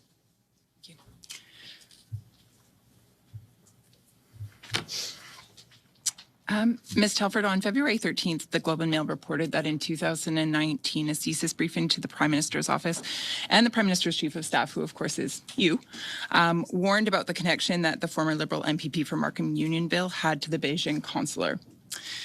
The nation's spy agency, CSIS, told the Prime Minister's office and you that the MPP should be, quote, on your radar, and that, quote, someone should reach out to Mary Ng to be extra careful, end quote. As he was her campaign co-chair, of course, in 2017 and was lined up to do the same job in 2019, did the Prime Minister's office advise the current Minister of Trade to distance herself from the former Liberal MPP from Markham Unionville? So a couple of things on that. I believe the minister has already spoken to the fact that the individual you're talking about was not a co-chair of her campaigns. Two, I can't get into, as I've said before, I can't get into the specifics of what you're describing as to whether it did or did not happen, whether we were or weren't briefed on it. But what I can, just to take a quick step back and try to give you a little more than that, is it's okay. Memos, though, usually don't make those recommendations. So that might be helpful for you to know. Just for clarity, he was in fact her campaign co-chair in 2017, so you cannot deny that. And was lined up for 2019, but then promptly dropped within a matter of time of this report being released. So that's just an interesting fact for the public to consider. I would also remind you, Ms. Telford, that you do have the ability to talk about the extent and the timing of briefings. And the reason I say that is actually because intelligence and security expert Wesley Wark, who served for 2 terms in the Prime Minister's advisory with regards to intelligence and security, has said so. So if he says that you can provide those details, I'll take his word over yours. So let's just start on that platform, shall we? No. I'm going to pause your time. That's great. I'm not sure what's happening here. And I feel like we've been doing a really good job. I was actually saying that because the line of questioning's been so fruitful that perhaps we should try to get in a little bit of extra time past 2 o'clock just to make sure that we do get the information that we are requesting. As I said at the top of the meeting, as I have repeated, this is not a courtroom. It's a Procedure and House Affairs Committee where members of Parliament sit and we do important work. Comments are made through the chair. And Mrs. Thomas, as someone who has chaired committees very well, you know very well the important work we do as chairs. So I will ask you that comments be made through the chair. The floor is back yours.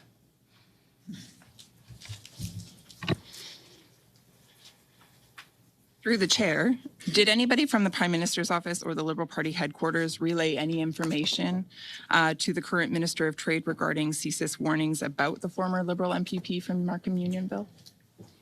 So, Madam Chair, I would encourage the members, if they have questions on the Minister Ng and her local campaigns, to raise them with her. I do believe she's on the public record, though, already on these questions. And I'm not sure things were laid out the way I understand them by the member in terms of those experiences.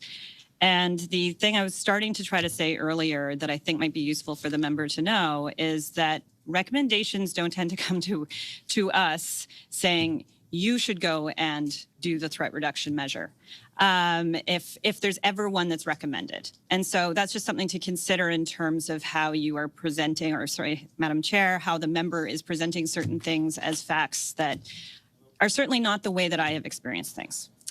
Madam Chair, I wonder if the if Ms. Telford considered the Minister of Small Business a close friend. Madam Chair, yes, I do.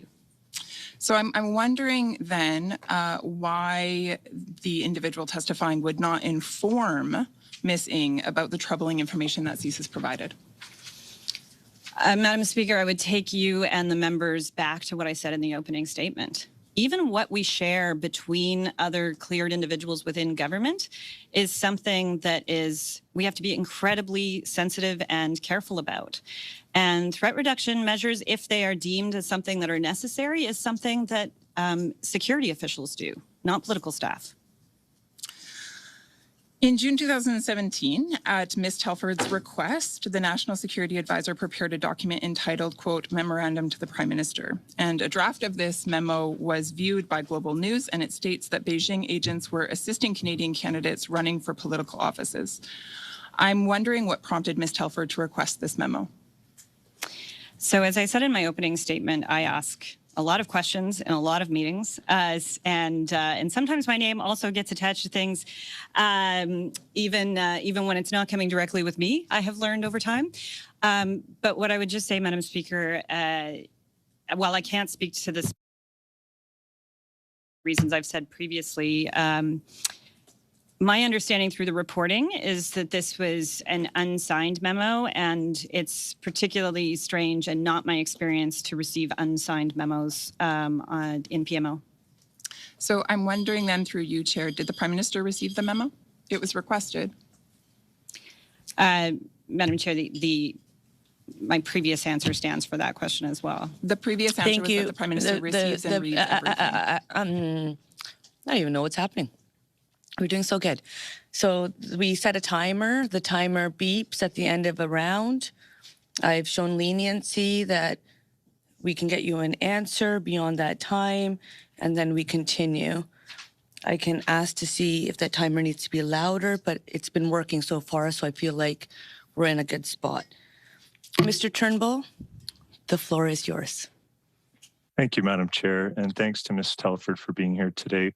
We've had lots of good testimony at our committee, including yours today, Ms. Telford. But one in particular that I would like to quote was the CSIS director, David Vigneault, who stated, and I quote, "What I can say and what we have said publicly many times over the last number of years is that actors who are engaged in foreign interference against Canadians do so at all levels of government, at the federal, provincial, and municipal levels, and they're doing it across party lines," end quote.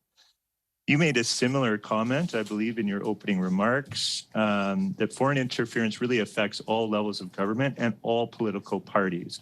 Unfortunately, I think in our proceedings and throughout many months now, we've seen a highly politicized environment, which is unfortunate. And we've seen some members of this committee indeed try to use this issue to score cheap political points, really at the expense of our democracy, I feel. So, Ms. Telford, do you think that Canadians are really well served by those trying to make this into a partisan issue?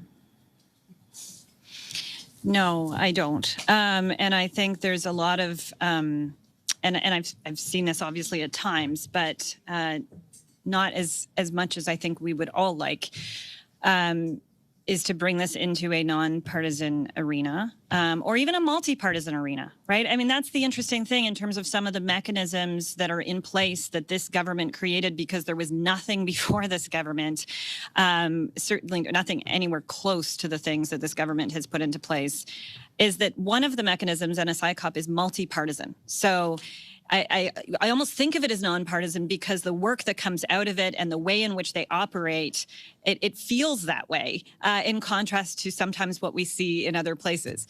But it is actually a multi-partisan place that is all parliamentarians with full access. They are cleared and get full access on the subjects that they are studying. Meanwhile, there's a whole number of other organizations, as I've already gone through. And then, as I said, there's a number of other things. If you were to talk to the Minister of Heritage, if you were to talk to Minister LeBlanc, like there's a number of other ministers. Much of government has to consider the possibilities of foreign interference these days. And so that's why there's a whole of government approach on this as well. But as you said, it's beyond government. It's far beyond government. And so there have been organizations set up, coordination bodies set up between provincial and federal bodies. There have been new kind of communication channels set up between security services and financial sectors and businesses and all kinds of things that have been going on the last number of years that would be really worthwhile everybody who hasn't already learning even more about, because I think these are things that could give comfort to Canadians to know that all these steps have been being taken and that it is being taken this seriously, not just by this government, but by the whole country. Because holding our institutions strong and being comfortable that our democracy is working, there's nothing more important than that, I don't think, for Canadians. I concur wholeheartedly with that statement and that very strong sentiment that you've just sent. One of the things that struck me in our proceedings over time and time again as slightly unjust is the constant accusations that we've heard that our government or that this government hasn't taken action to combat foreign interference. But the facts really simply do not back that up. As you mentioned in your opening remarks, David Morrison said before this committee that the tools to address foreign interference are increasing NSI COP and CIRA and the panel did not exist before this government took office. We set up the critical election incident public protocol, which is the panel, or the panel as part of.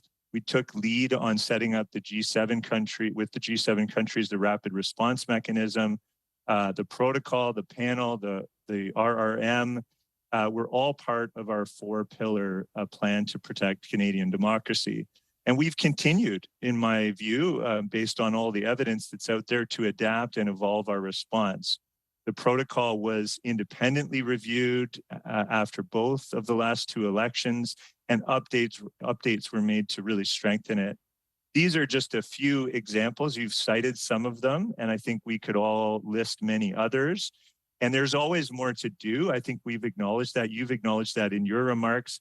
But would you agree that this government has taken strong action on this, that we take it seriously?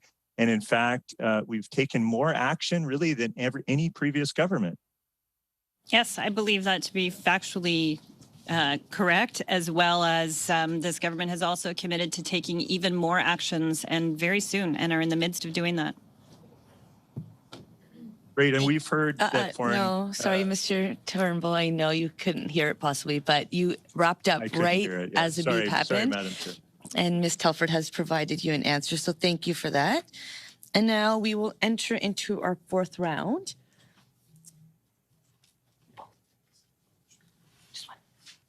We're going to start with Mr. Cooper, followed by Mr. Zuberi, Madame Normandin, Mrs. Blaney, and then I'll get you 2 more names, and that will bring us to an end. Mr. Cooper. Thank you very much, Madam Chair. Ms. Telford, through you, Madam Chair. 10 weeks before the 2021 election, Bob Soroya, the then Member of Parliament for Markham Unionville, received a cryptic and threatening text message from Beijing's Consul General in Toronto, suggesting that he would no longer be a Member of Parliament after the 2021 election. Were you, the Prime Minister, or anyone in the PMO briefed or otherwise have knowledge about that text message?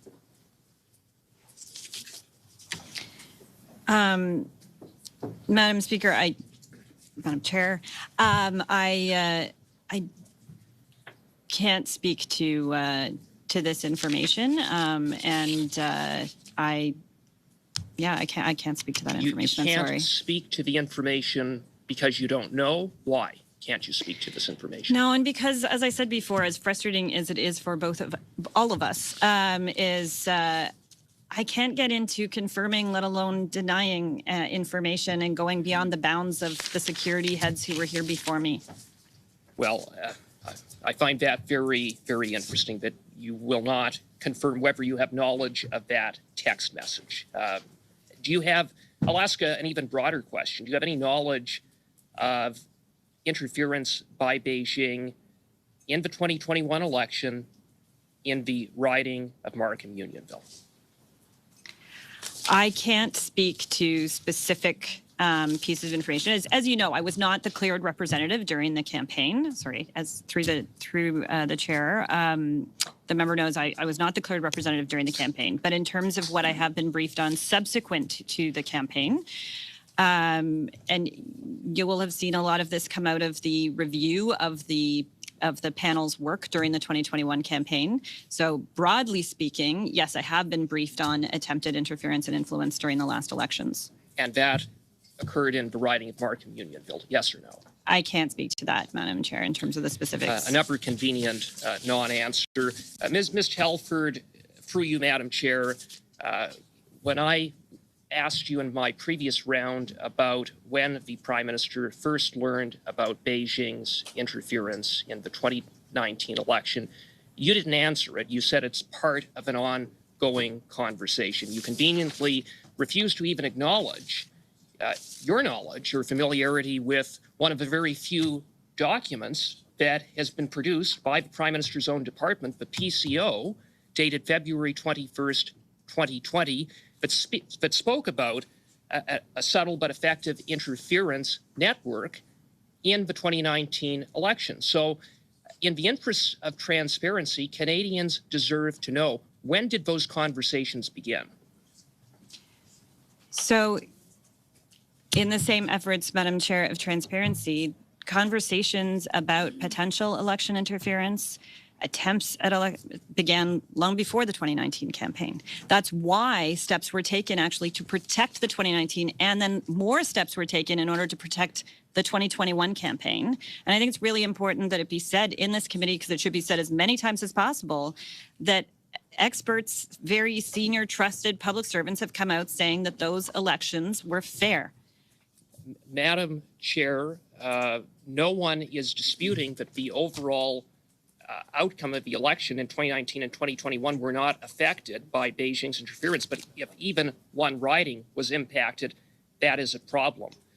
You acknowledge that there was interference by Beijing in the 2019 and 2021 election. I hope you at least acknowledge that much, Ms. Telford. Madam Chair, I assume when the member talks about Beijing all the time, he's speaking about China foreign interference. And yes, I have acknowledged that right in the opening statement that there was foreign interference by a number of states, and that's written into the reports as well. Very good, Madam Chair. Then, Ms. Telford, through you, Madam Chair, the advice of CSIS to the Prime Minister is that the policy of a government in response to foreign interference should be grounded in sunlight and transparency, and that such interference be made known to the public. That was provided in a briefing to him on January 21st, 2021, another one of the few documents produced to this committee.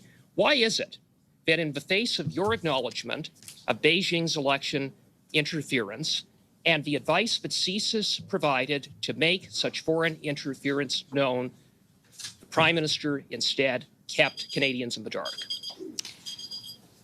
Madam Chair, I will be quick on that and just say, you know, it's rare for the member and I to agree on anything, but what we can agree on is the importance for transparency and sunlight and growing confidence for Canadians in our institutions.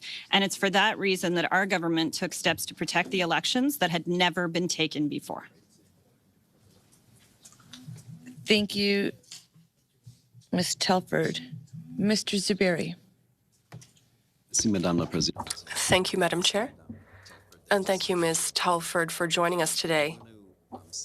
Or actually quote from testimony that actually was given at this committee before by Mr. David Morrison, Deputy Minister of Foreign Affairs. He spoke about the limitations and caveats around intelligence. He said to this committee, let me simply say that intelligence rarely paints a full or concrete picture or actionable picture, I should say.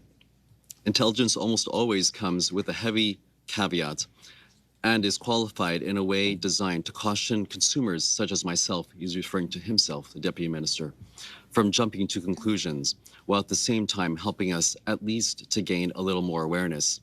He continues, now I, for one, am very glad we live in a country where even information of unknown reliability is passed up the chain, because that allows people like myself, again the DM, daily consumers of intelligence, to begin to form a picture of what might be going on and the steps that might be needed to be taken if information turned out to be accurate or part of a larger pattern. He continues, but let me say it is extremely rare to come across an intel report that is concrete enough to constitute a smoking gun. Intelligence is much more a game of disparate pieces of information, many of which don't seem to fit together, at least initially. He continues, in this context, I would like to make a final point. Intel that gets leaked is taken out of context. For example, a report from a single corroborated source. If that report instantly becomes taken as fact, this can be prejudicial to Canada's national security. There is nothing our adversaries would like more than to divide Canadians and to call into question our very institutions that keep Canada safe. I know you spoke about this in your opening statement. Would you like to elaborate a bit further on the DM's comments in relation to this and his previous testimony? I would just, and it's something that might be worth, so thank you for that, because I think it's worth pausing on a little bit more something I said in my opening, which is sometimes the intelligence is wrong. In whatever form you're looking at it, there is something that you are whether it's because you talk it through with others, you're looking at it in a different context, you're comparing it to other things, because of your own knowledge, because of somebody else's knowledge in the room, you know it to be wrong, and yet you still look at it because it paints a broader picture. You still leave it in there because it's useful to even know that there's that information that's being spread out there or that's being stated somewhere for some reason. And if that is taken completely out of context, then no one has the opportunity to put it into that wider context, to know what is true and what isn't true. Also, some of it you need to take time with to be able to figure out its veracity. And that is why we have people who specialize in analyzing this information, who get to know the whether it's from a region or a community, whether it's domestic or foreign, but where they're looking at it and able to become expert in it over time, or come into the job being expert and give us that best advice that unfortunately Canadians aren't able to get in the way that some of this has been coming out of late, but that I'm really hoping that through the good work of NSICOP and NSIRA and potentially other things that the Special Rapporteur will give us advice about, that Canadians will be able to get a better sense of the picture. Thank you. And another question I'd like to touch upon is last month, the Minister of Public Safety launched a consultation about having a foreign influence registry, I should say. And this is a critical step that we should be taking, this consultation and potential action on that. We know that diaspora communities are they face the challenges of foreign interference. Diaspora communities are impacted by this. The CSIS director,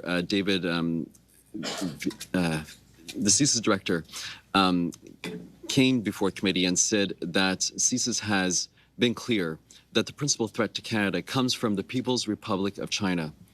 But to be clear, he continued, the threat does not come from the Chinese people, but rather from the Chinese Communist Party and the government of China.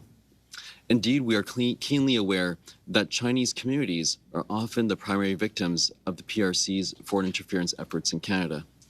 This distinction that he's making between the government and the Chinese people is critical. Would you like to elaborate on that? No, I'm really glad you raised that, and it's something, you know, I mentioned it very, very briefly in my opening statement about the impact on communities, because this isn't something that is only an election focused issue. Foreign interference is much broader than that, and has been going on for some time in all different parts of our communities, but particularly diaspora communities. And we need to pay extra care that when we are, or take extra care that when we are creating any of these mechanisms, that they are taking that into account on how to protect specifically our diaspora communities and whatever steps are being taken. Thank you. Ms. Telford, I'm sure you're maybe not noticing that we're approaching the 2 o'clock hour. And just because there is just a few more questions that need to be posed, we would like to complete this round. And then we will do just a quick one-off to each of the parties, and then we will end shortly by 2:30. So if we can just, I'm sorry to impose upon you, but I do appreciate your leniency. I know it's awkward for you to say otherwise right now, but I'm going to proceed as chair and just thank you in advance for your latitude. Madame Normandin. Ms. Normandin. Thank you, Madam Chair. Just a question, comment. Ms. Telford, there's been a lot of references to the NSICOP for managing the issue of foreign interference, but he said it was very difficult to obtain cabinet documents to do his work properly, and we know that they must counsel Mr. Johnson in the decision to recommend or not a public independent investigation. There is a context where there is funding at Canadian universities by foreign interests. There is increasing information that the Trudeau Foundation had regular ties to the PMO. There is more information about foreign interference in at least 11 ridings. Doesn't it become, at some point, too vast to be managed internally, and it needs a public, independent inquiry, like Mr. Butts recommended? Sorry, there was a lot in there, Madam Chair. So on the provision of information to NSICOP Special Rapporteur, I know that the Prime Minister has committed to providing and giving access to as much as possible. He provided unprecedented amounts of information and access to information during the POEC committee or inquiry rather in the fall. And so if there are concerns on that front, I'm happy to take those back. In terms of ties to PMO and things, there's a lot of kind of assertion and innuendo there, Madam Chair, that I'd be happy to answer questions on if there are questions on that, because there's not a lot there. And just in terms of the broad question of is it too vast? Well, it's exactly for that reason. That there are a number of different organizations looking at things, that the Prime Minister did the additional step of putting in place an independent special rapporteur to exactly identify what might be getting missed in all of this and what more needed to be done to ensure we are getting as much of the best work done possible into all these different parts, but also that we're effectively answering Canadians' questions, most importantly, perhaps. And on the role of Mr. Johnson, there is increasing information that there were ties between the foundation and Mr. Trudeau, and that Mr. Johnson was aware of the donation, and that he may rule that there is no need for a public inquiry without, are you not limiting his ability to make good decisions about holding an inquiry or not? So I'm glad you asked that, because I think it's really important to make clear, and I know it's been said in other public forum, but to make clear here, given the subject matter here, the Prime Minister has had no contact, he's had no relationship with this organization for over a decade. So when we insinuate that there are some other ties there, there aren't. The tie is in the name. Merci. Thank you. Mrs. Blaney. Well, thank you so much, Madam Chair, and everything, as always, is through the chair, so I appreciate that. And I just want to say to Ms. Telford, we had a little bit of discussion earlier on about a previous inquiry, and I've done a little bit of research on it. And I just want to quote from a Toronto Star article that it says, Harper last month asked academic and lawyer David Johnson to craft the terms of reference for the inquiry, and that Harper says he'll take whatever advice Johnson gives. So just clarifying that a little bit. And happy to share that with you if that helps you understand the point of view that I'm coming from. But I do want to go back to this issue of having a public inquiry, having a transparent process that Canadians can have faith in. And I'm just curious, there was some questions earlier about what we're seeing across this country, which is an increase of anti-Asian hate. And that's very concerning because it puts people who are in this country, many Chinese people in this country who have been fighting for an extremely long time to get acknowledgement from this government about interference from China into this country. So people who were willing to take that step to draw attention to that issue. So if the rapporteur comes forward and recommends a public inquiry, I'm just wondering if the PMO, if the Prime Minister, if Ms. Telford would admit that it was wrong to allow these issues to fester in the public mind for such a long period of time, that it's created a distress that is just not necessary. And that the longer we ask Canadians to wait, we are actually harming other populations by not seeing that action. So I'm just wondering if that would be the case and if there would be a willingness to say, you're right, we should have just done this in the first place. I feel like we're going to have to take the discussion on what happened in the past offline, because I totally know the article you're talking about, and I can point you to another one. But I think we're actually dancing on the head of a pin there. So in terms of the actual substance of the rest of your question, I believe, and I suspect we will agree to disagree on this, Madam Chair. I believe what is a bigger problem in terms of things festering at the moment is the partisanship and hyperbole that has been brought to this so often in the discussion in the last while. And it's why we needed to get out of the hands and into hands like the agencies and Committee of Parliamentarians that do seem to be able to work in a way that doesn't do that. And it's why the special rapporteur was necessary, because somebody had to be able to put their mind to it that was out of this space to figure out what those other appropriate next steps might be. Thank you. We're going to go 4 minutes to Mr. Brock, followed by 4 minutes to Mrs. Sahota. Mr. Brock. Thank you, Madam Chair. Ms. Telford, earlier today, my colleague, Mr. Berthold, asked you about the Globe and Mail story of February 17, 23, regarding Beijing's objectives in the 21 election. The Prime Minister is on record as saying that the report was full of inaccuracies without denying the existence of the report and not identifying what in the report was inaccurate. My colleague asked you that question. In your opinion, what was inaccurate about that report? You couldn't confirm. My belief is if the report was full of inaccuracies, you would identify those inaccuracies, or if the report was completely false, you would say so. So I'm giving you the opportunity now. Is the report truthful or not?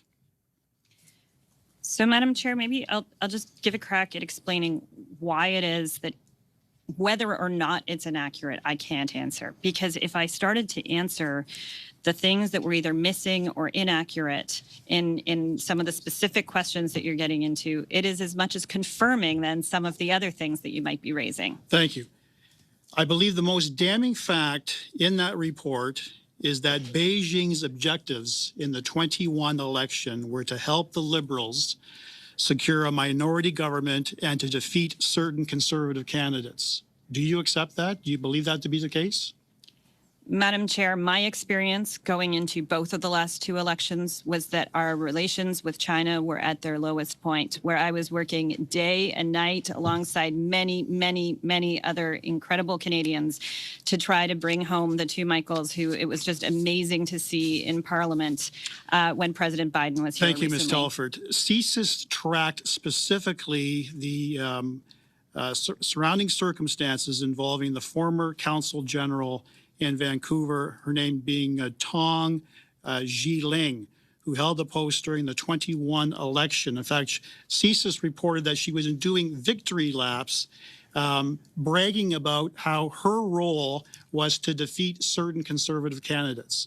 You are aware of that. Is that inaccurate? Madam Chair, I'm aware of the reporting on this matter, and I can't speak to what different countries' ambassadors and consul generals have said. The Prime Minister was aware of this information? The Prime Minister is also aware. If you are aware of it, the Prime Minister is aware Pausing. of it, correct? The reporting, Madam Chair. Pausing. You know, friends, colleagues, this just takes away from our time. That's all we lose. We all lose time. No one here is new. One person's going to speak at a time. It was not a courtroom at the beginning of this meeting. It still has not become one. It is a Procedure and House Affairs Committee, which I know has really high ratings. I'm sure there's many people watching, and they want to see the important work that we do here in the House of Commons. Mr. Brock. The victory lap that she was bragging about, is that false?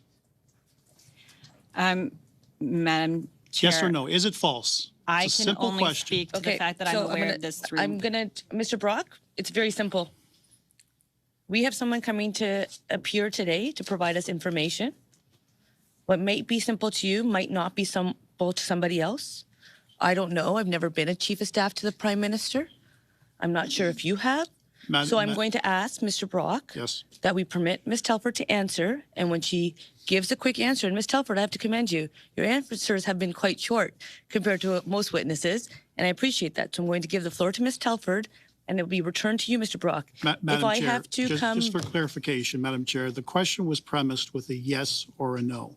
I didn't get a yes or a no, and that's why I referred to it as a simple question. So within the House of Commons, Mr. Brock, as you know, if there is unwritten rules, and oftentimes the amount of time that is consumed for the question or comment is provided to the person to answer. And I think it's only fair that the witness be able to answer. So I recognize what the premise was. If you look at my premise, it's been, let's have a functional meeting and one person speak at a time. I've been doing this for many meetings. I've not yet achieved that, and I will keep trying. Madam Chair, so right now, Mr. Brock, you will have 1 minute left, first starting with Ms. Telford. CSIS reported a month after the 21 election, it was well known within the Chinese-Canadian community of British Columbia that Ms. Tong wanted the Liberal Party to win the 21 election. Is that false? I think, Madam Chair, you'll know my answer on this, which is that I can't speak to Thank you. specifics. CSIS reports reveal that Ms. Tong and former councillor Wang Jin made discreet and subtle efforts to encourage members of Chinese-Canadian organizations to rally votes for the Liberals and defeat Conservatives. Is that false? Madam Chair, I think what I would just remind the members is something I said in the opening, and that's come up throughout this committee, actually, which is that interference in elections has an impact on all political parties. In November 21, CSIS reported that Ms. Tong described former MP Kenny Chiu as a vocal distractor when discussing his defeat in the 21 election. She also is reported to have said that Mr. Chiu's loss proved that their strategy and tactics were good and contributed to achieving their goals. Is that false? Is that inaccurate? Madam Chair, I'm going to have to give a similar answer, but I would say that it's important to remind people, because of the insinuations I think coming through from the member, that the election has been examined by experts, and they have deemed it as one that was free and fair.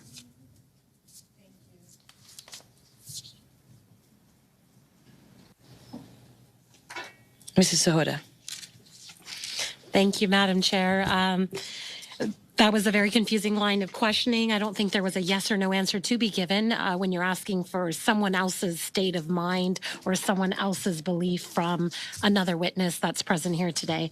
Kind of like the hyperpartisan and political attacks we've been seeing from many members today about why the PM is keeping people in the dark, why we don't want sunlight and transparency. I believe through you, Madam Chair, to the witness, there have been many points where Ms. Telford has mentioned that a protocol unit has been set up. Protocol is in place. It is their job to, if something rises to the level past a certain threshold, and we've had, Mr. Ian Shugart even say in a CBC News interview as well, that they were prepared to do so. They would have brought things to the public's attention had anything, even in one riding, risen to that level, let alone anything had been national.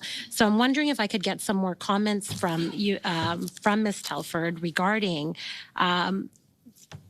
what her or the PM have within their responsibility to do based off impartial parts of information that you receive versus what agencies like the RCMP have in their ability to do if CSIS was to present information to them, what the protocol unit could do, who is responsible for putting more sunlight or transparency into foreign interference that's happening in our electoral process, which has been happening for some time.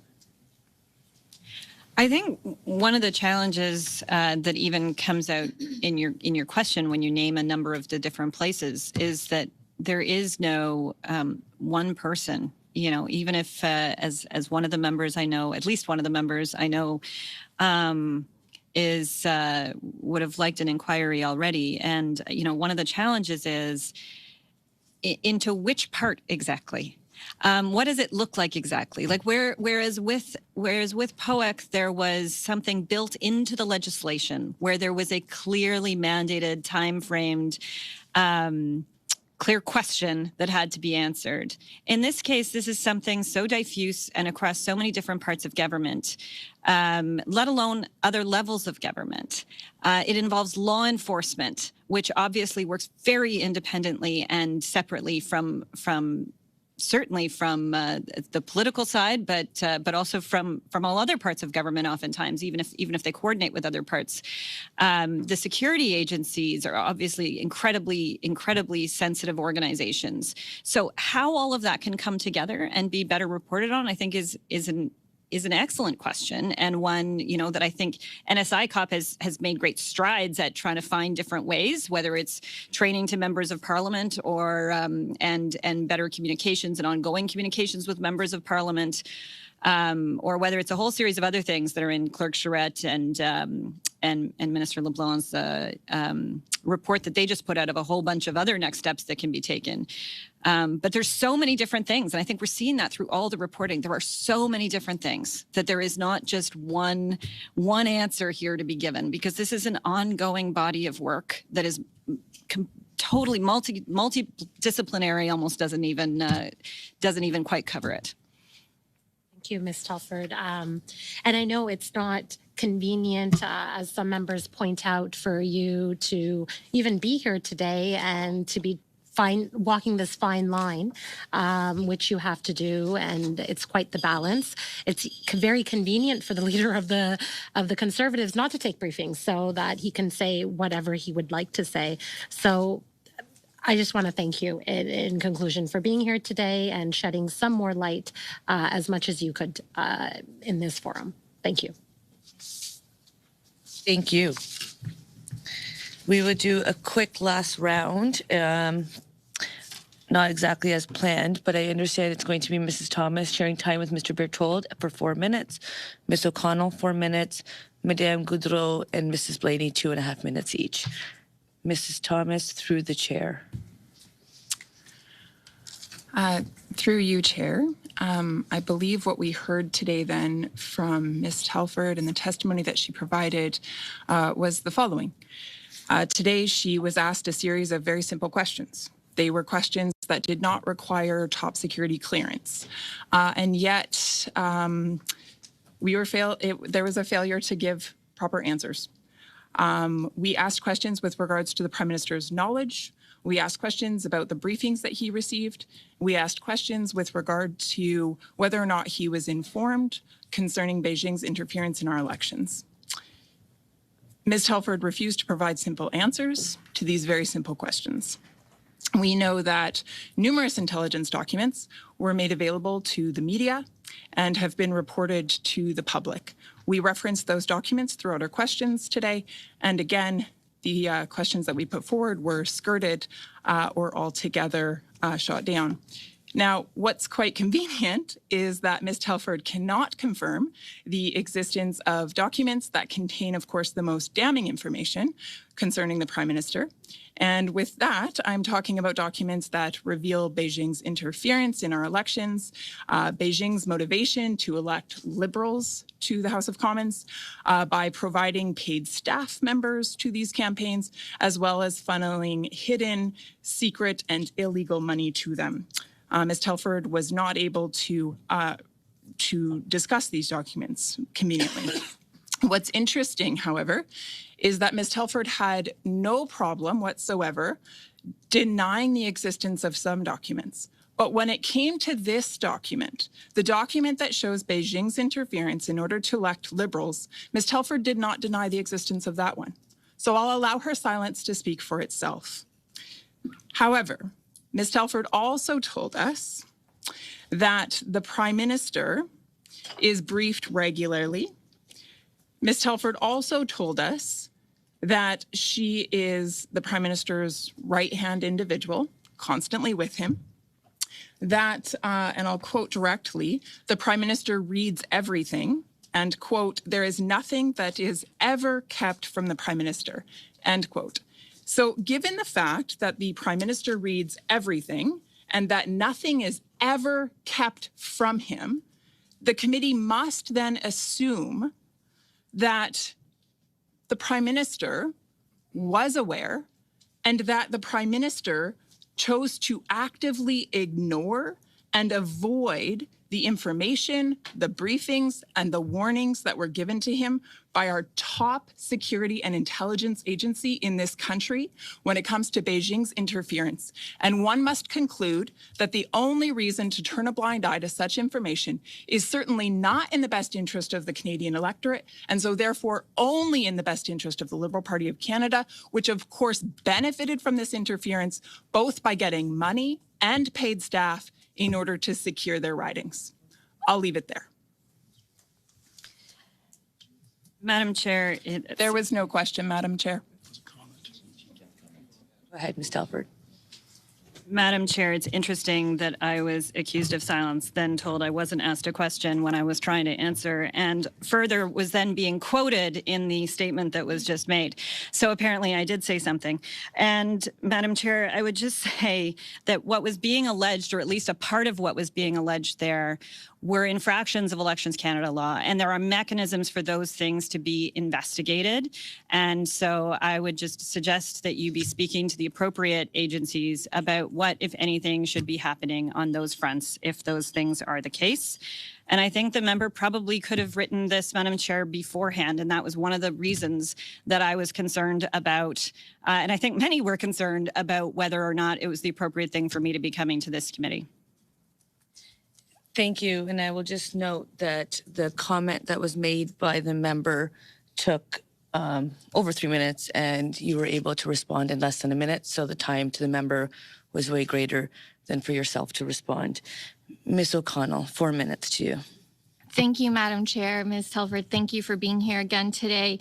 I think what we just witnessed was exactly what Canadians don't want out of this process, which is the Conservatives were not getting the allegations, the clips that they wanted throughout the day. So they resorted to just making a statement. After weeks of asking for you to appear, decided to use their last minutes to try and not actually ask you any questions and just summarize a series of conspiracy theories, frankly, that have testimony here today does not corroborate. So in the last moments that I have left here, I'd like to ask you about the process. Ms. Harder talked about how you could have conveniently, or you conveniently gave non-answers, even though you could have. As I would presume, Ms. Harder, but I won't make any assumptions, doesn't have the process that goes into actually classifying documents or determining classifications on documents and information. So perhaps you could allude to or speak to that process of why you can or cannot speak to a matter of national security and who actually makes that determination, because it's certainly not just the Conservative members who feel that they didn't get the responses they were hoping for. So one of the reasons I said in my opening statement, I would respect the bounds that the CSIS director and then the NSIA put in place or had around themselves when they came to committee in a public setting, is because they are in a far better position to be able to make those determinations than I am, and because the classification of material happens within their purview, within their departments. Obviously, it's different if it's material coming out of CSE, for example. And there are a number of different places within government, but the ultimate advisor on this kind of information to the PM and who does report directly to him is the National Security and Intelligence Advisor. And all of us who get cleared, as I mentioned briefly earlier, all of us who get cleared have to sign documentation where we make a number of undertakings, but written right into those undertakings is not only the consequences of, from a legal standpoint of revealing some of this information, but also the potential consequences of it, as I mentioned in my opening statement as well, and they can be very severe for the country, and it's why we should all really respect them.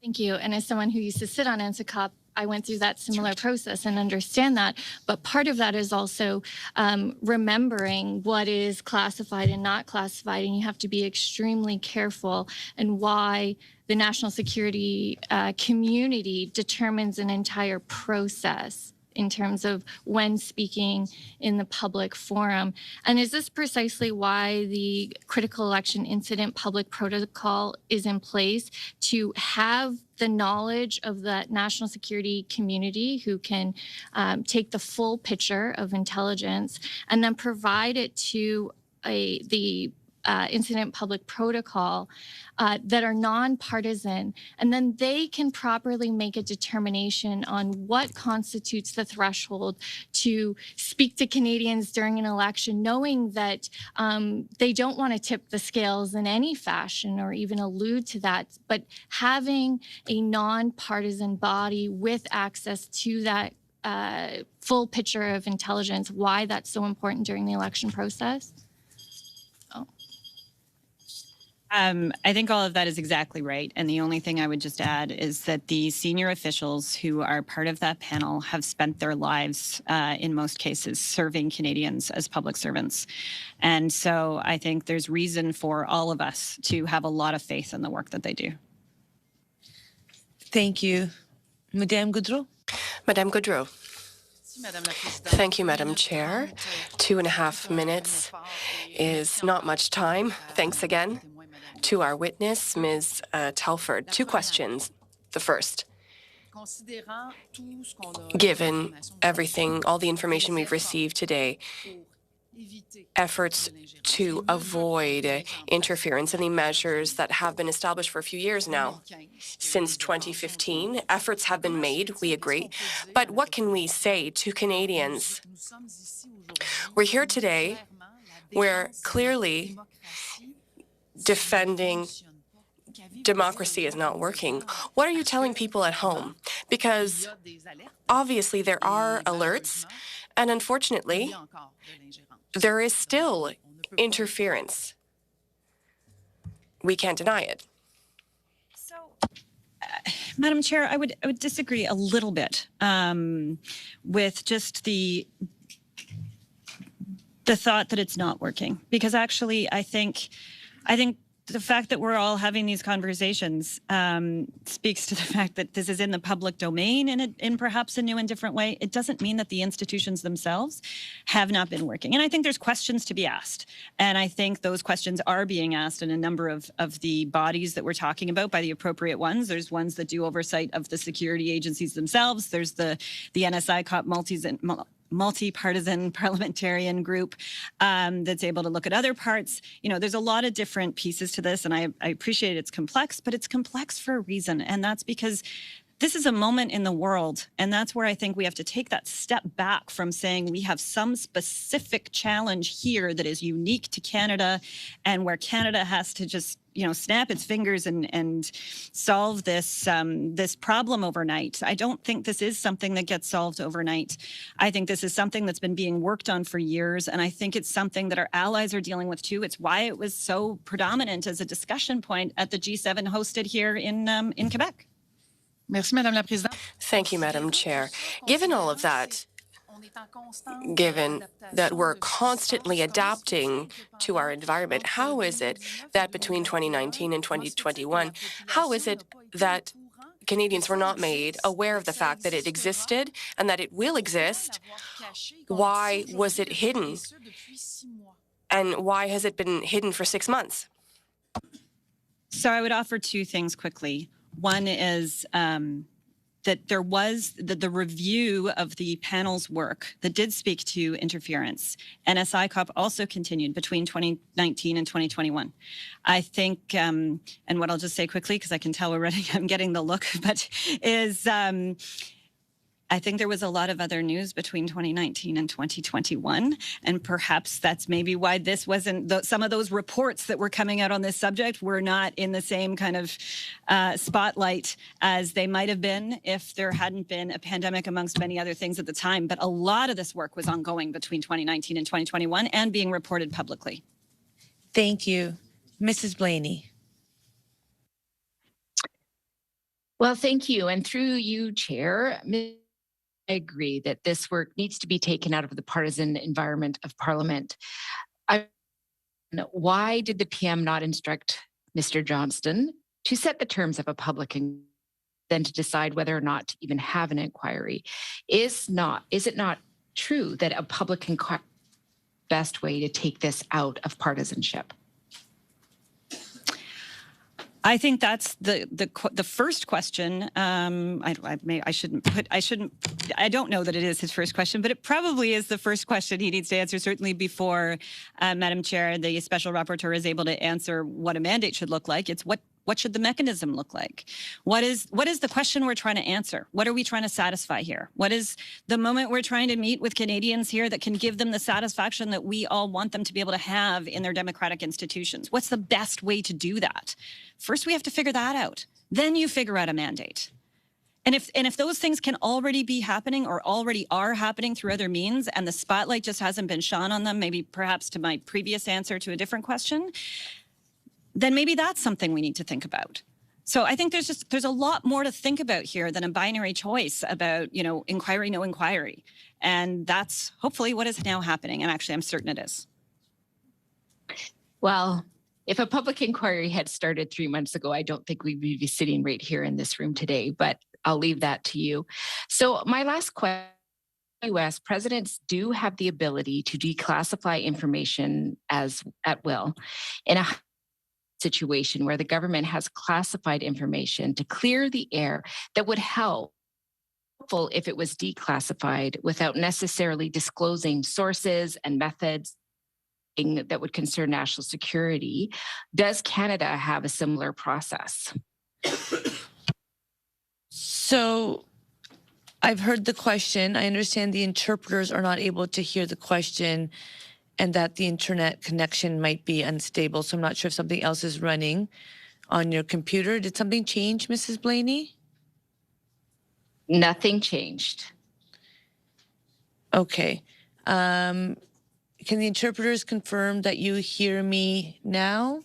You hear my voice? Mrs. Blaney, can you briefly summarize your question again? Okay, I'll try. I'm hardwired, so I don't know what could have happened. Presidents do have the ability to declass information at will. If there was a hypothetical situation where the government has classified information, that if it was it would clear the air, and it would be helpful if it was declassified without sources and methods. I'm just wondering if Canada has a similar process.